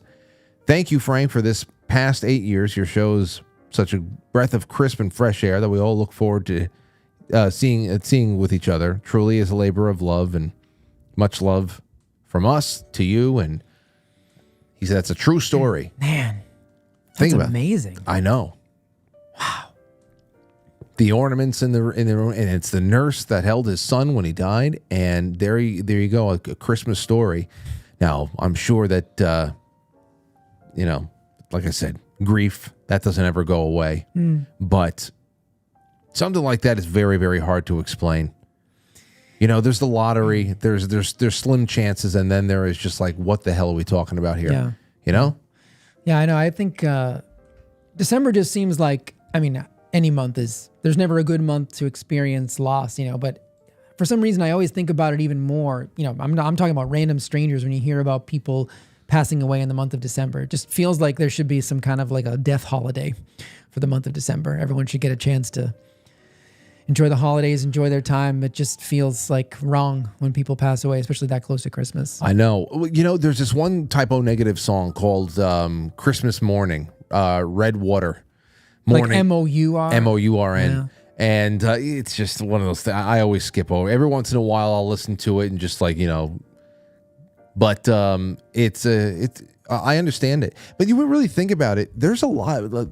Obviously, the core, the center of Christmas is the incarnation of our Lord, and that in itself is obviously a joyous, as I said, anticipatory event. You're waiting for the coming of a Savior, and it really is something else. Like even today, come March, April, whenever we get closer to Easter, I even today I always get like a little bit nervous, just thinking about the Passion and thinking about everything leading up to the crucifixion and all that, and just knowing what had to go through, what had to happen at the end of that story. But this is very joyous, and even though there's a little bit of geopolitical intrigue, you're trying to escape the grasp of Herod and all that other stuff, and there's a little bit of a tension there, but it's all good. But if you think about all of the stories after the fact, many Christmas stories are kind of creepy in their own way. Ebenezer Scrooge. We're talking about ghosts of it's always about the passage of time. Mm-hmm. There's always something about lost perspectives and just being trapped in dream worlds and everything. Lessons to be learned. Lessons to be learned. Glimpses in the mirror, which always really has to be about being able to go and reflect on everything you've done in your life thus far, and also project into the future. Where is this going to leave you if you went and faced your maker today? Right. So there is a lot everything about us always comes down to life and death, you know. And it's one of those things that could be talked about all night, I'm sure. Yeah, over some spiked eggnog. And there's some. I mean, in this year, I think you said it before. For the first time in 4 years, there's something legitimate, and I don't really even care what you think politically, because all the people that are doing their pearl clutching about a Trump administration, like I keep saying, your life is going to get most likely measurably better with RFK at HHS and all those things, even if you don't want it to, even in spite of your foolishness. So like, there's actually something to look forward to, because I don't know about you, but I try to we talk about this all the time, try to slow these last couple of months of the year down, right? Because it's the holidays and they go by so fast. But this year, there's something really interesting around the corner in January, where we're going to get to see maybe some legitimate change that we've been hoping for half a decade almost now. So I think there's a lot to celebrate beyond Christmas this year. Yeah, Matt, what do you think? It's going to take a while for people to adjust eating real food. I see. That's the whole thing here. I can't. I mean, as far as like that, like people going to start shitting all over the place. You know what I mean? Like, I hope it's like that. Matt, it's not like you're not wrong about that. Like about just having real nutrient dense foods. People respond all different ways. Mostly what I see clinically is because they're going to be basically removing a lot of the addiction to sugar, right? And like the cakes, candies, pastas, all those things. I mean, sure. I mean, they're not going away. You can still eat them. But if someone, I guess, were to choose to embark on something more similar to what RFK preaches or what I preach, there's like a transition. You can't, the body is used to running on a certain fuel source, mostly sugar. And now you're going to teach it to run on fat, which is what you really want it to run on, right? Like I always use the analogy of a fire, right? If your metabolism is a fire, the logs that go on the fire that burn for hours, that's fat. And the kindling that you would use to start a fire to get some quick energy, that's your sugar and your carbohydrates. You don't want to be running on that all the time. Otherwise, what are you doing? Constantly feeding the furnace. And what does that sound like? That sounds like those people that have to eat every couple of hours or they can't survive. So just even becoming metabolically flexible, and what we talked about with that cancer paper, that's the idea, is that you lose the ability to generate energy in the body through other sources, and that sugar eventually will damage the mitochondria to the point where that's all it can use, and that's how cancer and disease starts. So yeah, I think you're right, Matt. I think if people took that to heart, they should also realize that there's going to be an element of like transition into eating real food. Yeah, it's going to shock people's guts. Oh, that too. It would. And here's my issue with that. I would hope it's something like that. You can't force things down people's mouths. But we have the political knee-jerk reaction factor where, because it is coming from this group that's coming in, it must be backwards, illogical, caveman thinking that's only going to harm people. And then of course we get into the tariffs and we get into, how is this going to affect bottom line? Is it going to, lead to temporary increases in everything, even though quality would increase? It would localize production of food a lot more. They always tell that one sliver of the story to make their point, and they leave out all the important information you need in context. Only because there are people now, there's a subset of the population that can be counted in tens of millions that needs things to be bad. You think about how this happens to people all throughout their lives, no matter what. It gets to the point where a story you tell yourself about why your life is in a certain position, why you're in a certain condition, your anxiety issues, a trauma, whatever the hell it is. For a lot of people, especially if you're an addictive personality, you can't let that go. And this is where we are right now. Everything needs to be a disaster, even though it would be objectively better to say, like, I don't understand why anybody would object to any kind of move from a central authority to ban certain ingredients from food, not telling people even how to eat, but to ban certain ingredients that the rest of the world has looked at and say, this is a neurotoxin, and it's not doing well for us. Why? That should be, but they don't. They cannot accept that there could be anything good that to come of this group of fascists that's moving in. What's crazy is that this is actually the diversity that other side would say they seek.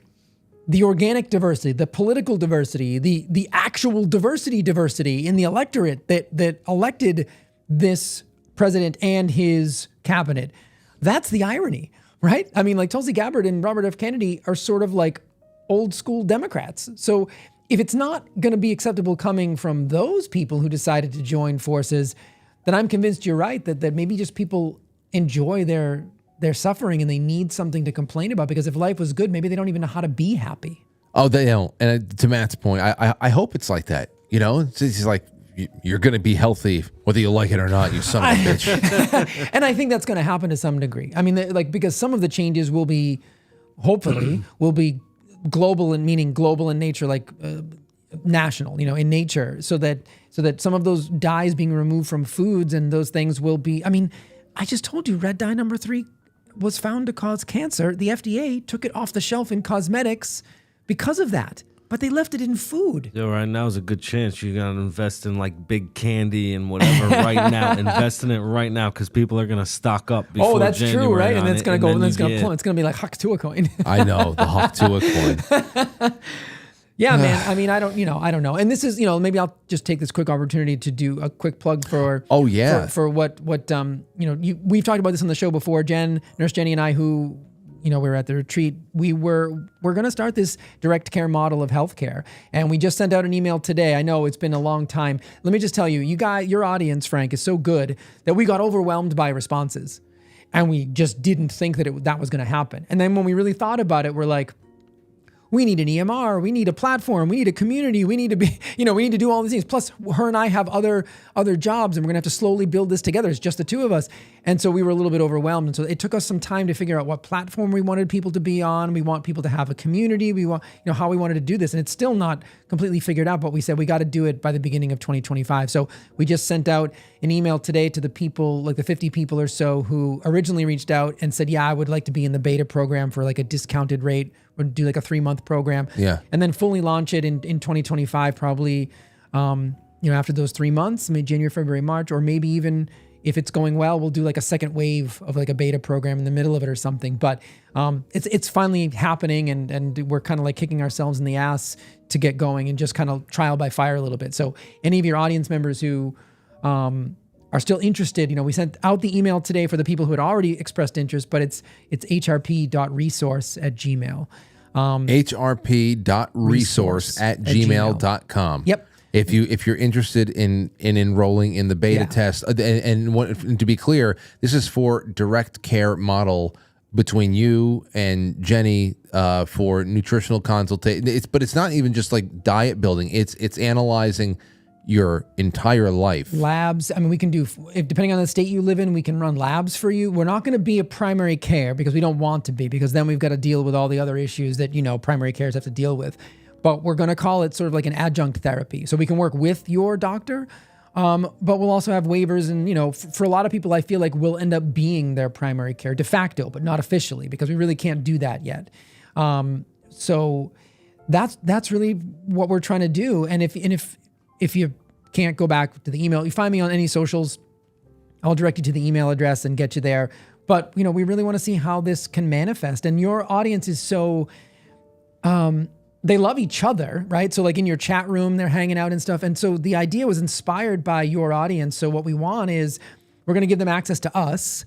We're going to set up appointments, an initial interview, and then maybe like, throughout the year, and then, or throughout the 3 months. But if the idea is you're signing up for like $100 a month, so a small amount, but you're doing it for a long period of time, so you're going to get ongoing care, but then also a community where we're going to put you in a place, not on like a Facebook group, but in its own self-contained community where you'll have access to things. We'll do live Q&As. You'll have access to each other to ask questions. So we're really creating like a community health. I don't know. Man, your practice is going to be full soon. I mean, it's quick. I mean, I can't wait to see how a year from now it expands beyond you two. It's going to have to. Yeah, I mean, and that's the idea, that we'll bring on some people and we'll train them in our style of care. And maybe we'll still always do the initial intakes and go over the labs, but we'll have people that we trust to be able to like further you down the process, because honestly, we don't want to make it a volume business, but I know that a lot of people are going to want to be able to be treated differently in a world where you go into a doctor and you're out in 5 minutes if you're lucky and you just get a script for some drug, and that's not what we're going to do. So I can't wait to see this. I mean, I got to get several people in my life to work with you. You're already working with Lauren, and I keep teasing people. I can't wait to one day talk about that turnaround, because people, it's something that's very important. Matt's got to talk to you too. Yeah, I mean, I don't think it hurts for anybody to just get a different set of eyes on their health or their sickness, right? Because my whole point, I mean, we know there's a lot of sick people in the world, unfortunately, but I want to get people when they're healthy, right? So like a buy-in of $100 a month feels doable because it's like you're maybe avoiding disease down the road, right? That's the idea. So I don't only want to bring in chronically ill people. I want to bring in healthy people too, because again, that'll bolster the community. And sometimes, people are the best teachers. You go through a whole process with somebody, and then they go and teach other people. And I've had clients of mine do that. And it's very rewarding for me, but it also allows me to reach more people than I could ever reach by myself. So what's the email again?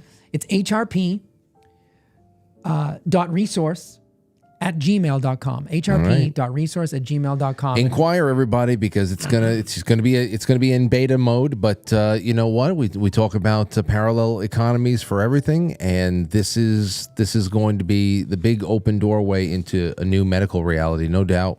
And I'm excited for it. And congratulations to both of you moving forward. Yeah, thank you very much, man. And again, it's, your show's been a huge part of all of these things, and like Dal and I coming to your network in the new year. Oh yeah, everybody. Did we pick a day? What? Not yet, but I'm just putting the final pieces on the video editing together, and I got to send it over to John Carroll. So Jay has a weekly podcast with his co-host Daryl. She's ex-military. She's from Canada.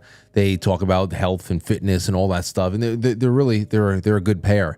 And I was on their show. When did that episode get released? I want that to be the first one on your network. So I'm holding it back from our Substack subscriber base. I think it's going to be like maybe a Quite Frankly only, or at least initial appearance will be on quitefrankly.tv. So in January, starting in January, one night of the week, we're going to see, maybe it's a Tuesday or a Wednesday or something like that, Tuesday or a Thursday maybe. The first thing that will air is the latest episode of Functional Human Podcast. Yeah. Functional Human Podcast with Jay and Daryl. It's gonna be good. So we do a lot of similar stuff that you do. We do some headlines, but then sometimes we'll do deep dives. Like we just did an episode on leaky gut, and we'll just pick apart research papers and really try to make it understandable for people. So if they want like big picture stuff, but they also want some really granular stuff on, anything, any kind of health topic, we really try to run the gamut. We have some fun. And they're short. The episodes are like half an hour, 45 minutes most. We try to get you in and out so you could listen to it like on a commute or something. Yeah. So. Well, there you have it. All right, Matt, it's 9:00. Anything you want to tell everybody? God is Lord. God is Lord. Are you excited about Christmas this year? Yeah. Do you feel relief? Yeah. What's Santa bringing you? What'd you ask for? Trump in January. Trump in January. Just get him to January 20th, please. Well, here, I have a little something I'd like to read. I haven't read this on the air, and I feel in a couple of years. This was sent to me, I don't know, I forget when it was, but it is by Joe Baxter in Rhode Island.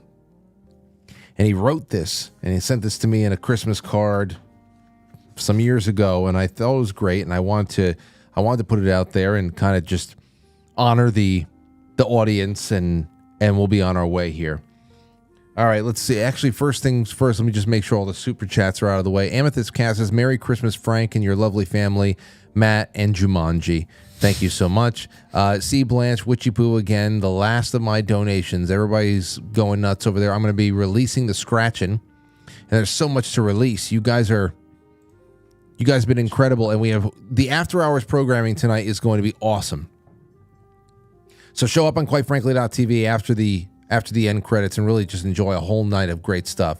All right, let's see. We have a couple over on Rumble, and it is from Two Dogs Mike D. Says, any mistakes Jay may be found to have made were simply because they were unknowable in his era.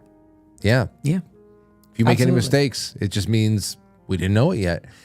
Just messing with you, Jay. I've been a clinical laboratory scientist for 26 years, and your knowledge and fluency is impressive as hell. Merry Christmas, y'all. Oh, geez, Mike D, I never even knew that. Why don't you flex a little bit more? Call in. That'd be awesome. I want to nerd out with you some evening. Dude, the audience is filled with people like this, and I wish that they would come out of the woodwork a little bit more. In 2025, please do so. If it doesn't materialize in the form of a call, at least email me more often, because I would love to have little addendums the next day on the show that I can read from what is really an impressive audience, people who do all types of stuff. Yeah. But here you go. This is by Joe Baxter in Rhode Island.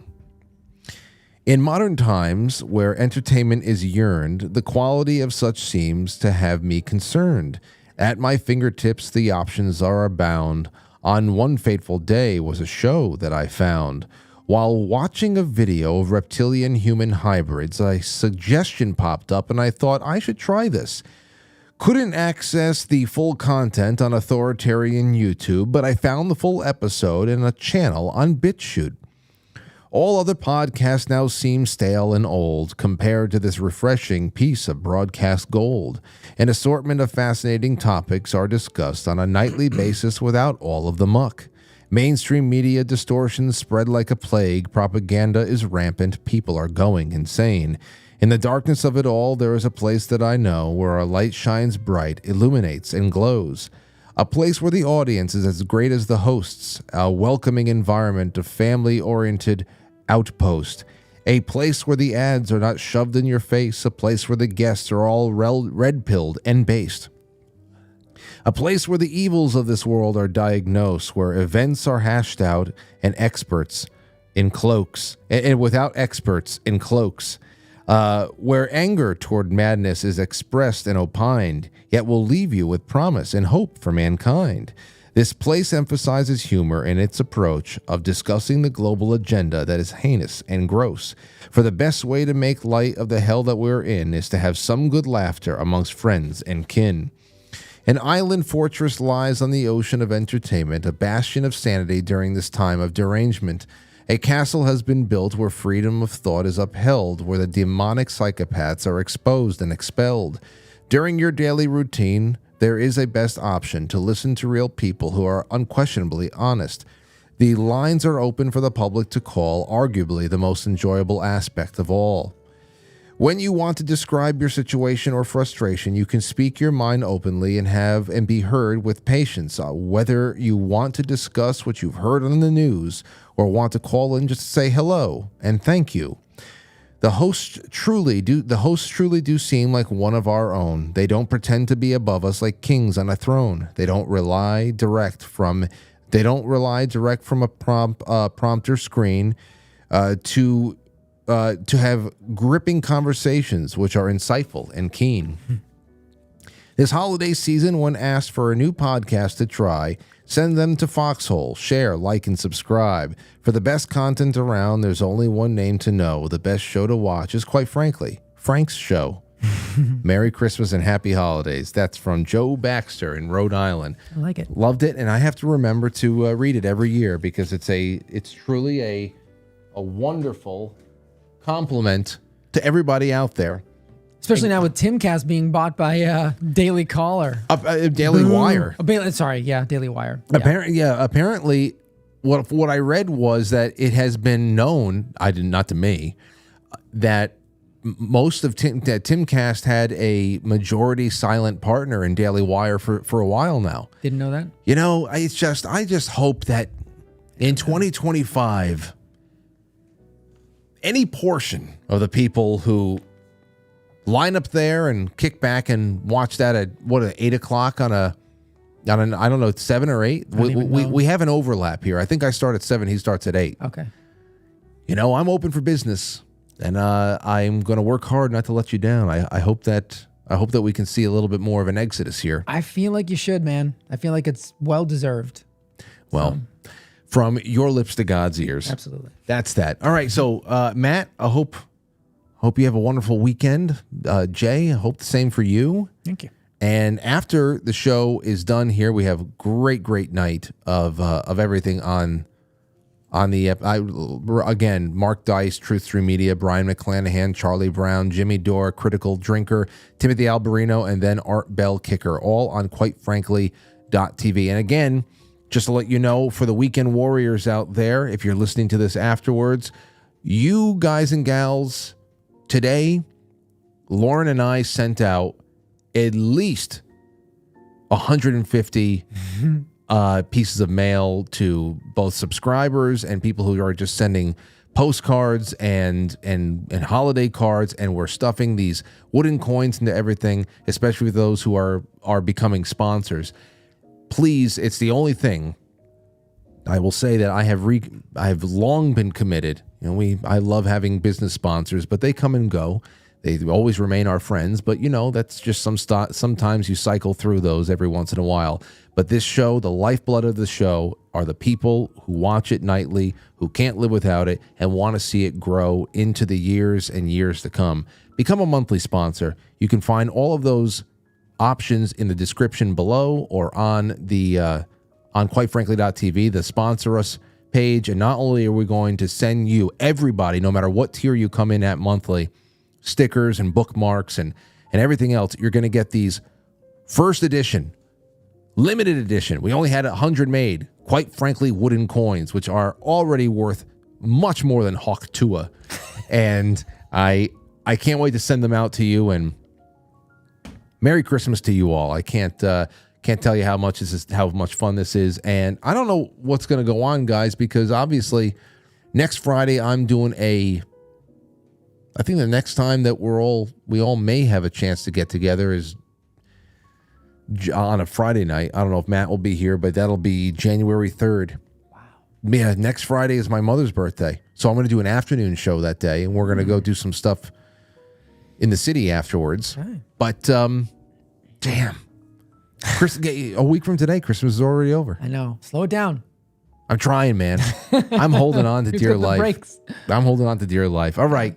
Good night, everybody. Have a great one, and Merry Christmas. Merry Christmas to you, Jay and Matt. You as well, Frank. Merry Christmas. Merry Christmas. All right. Take care. I'll catch you on the flip side.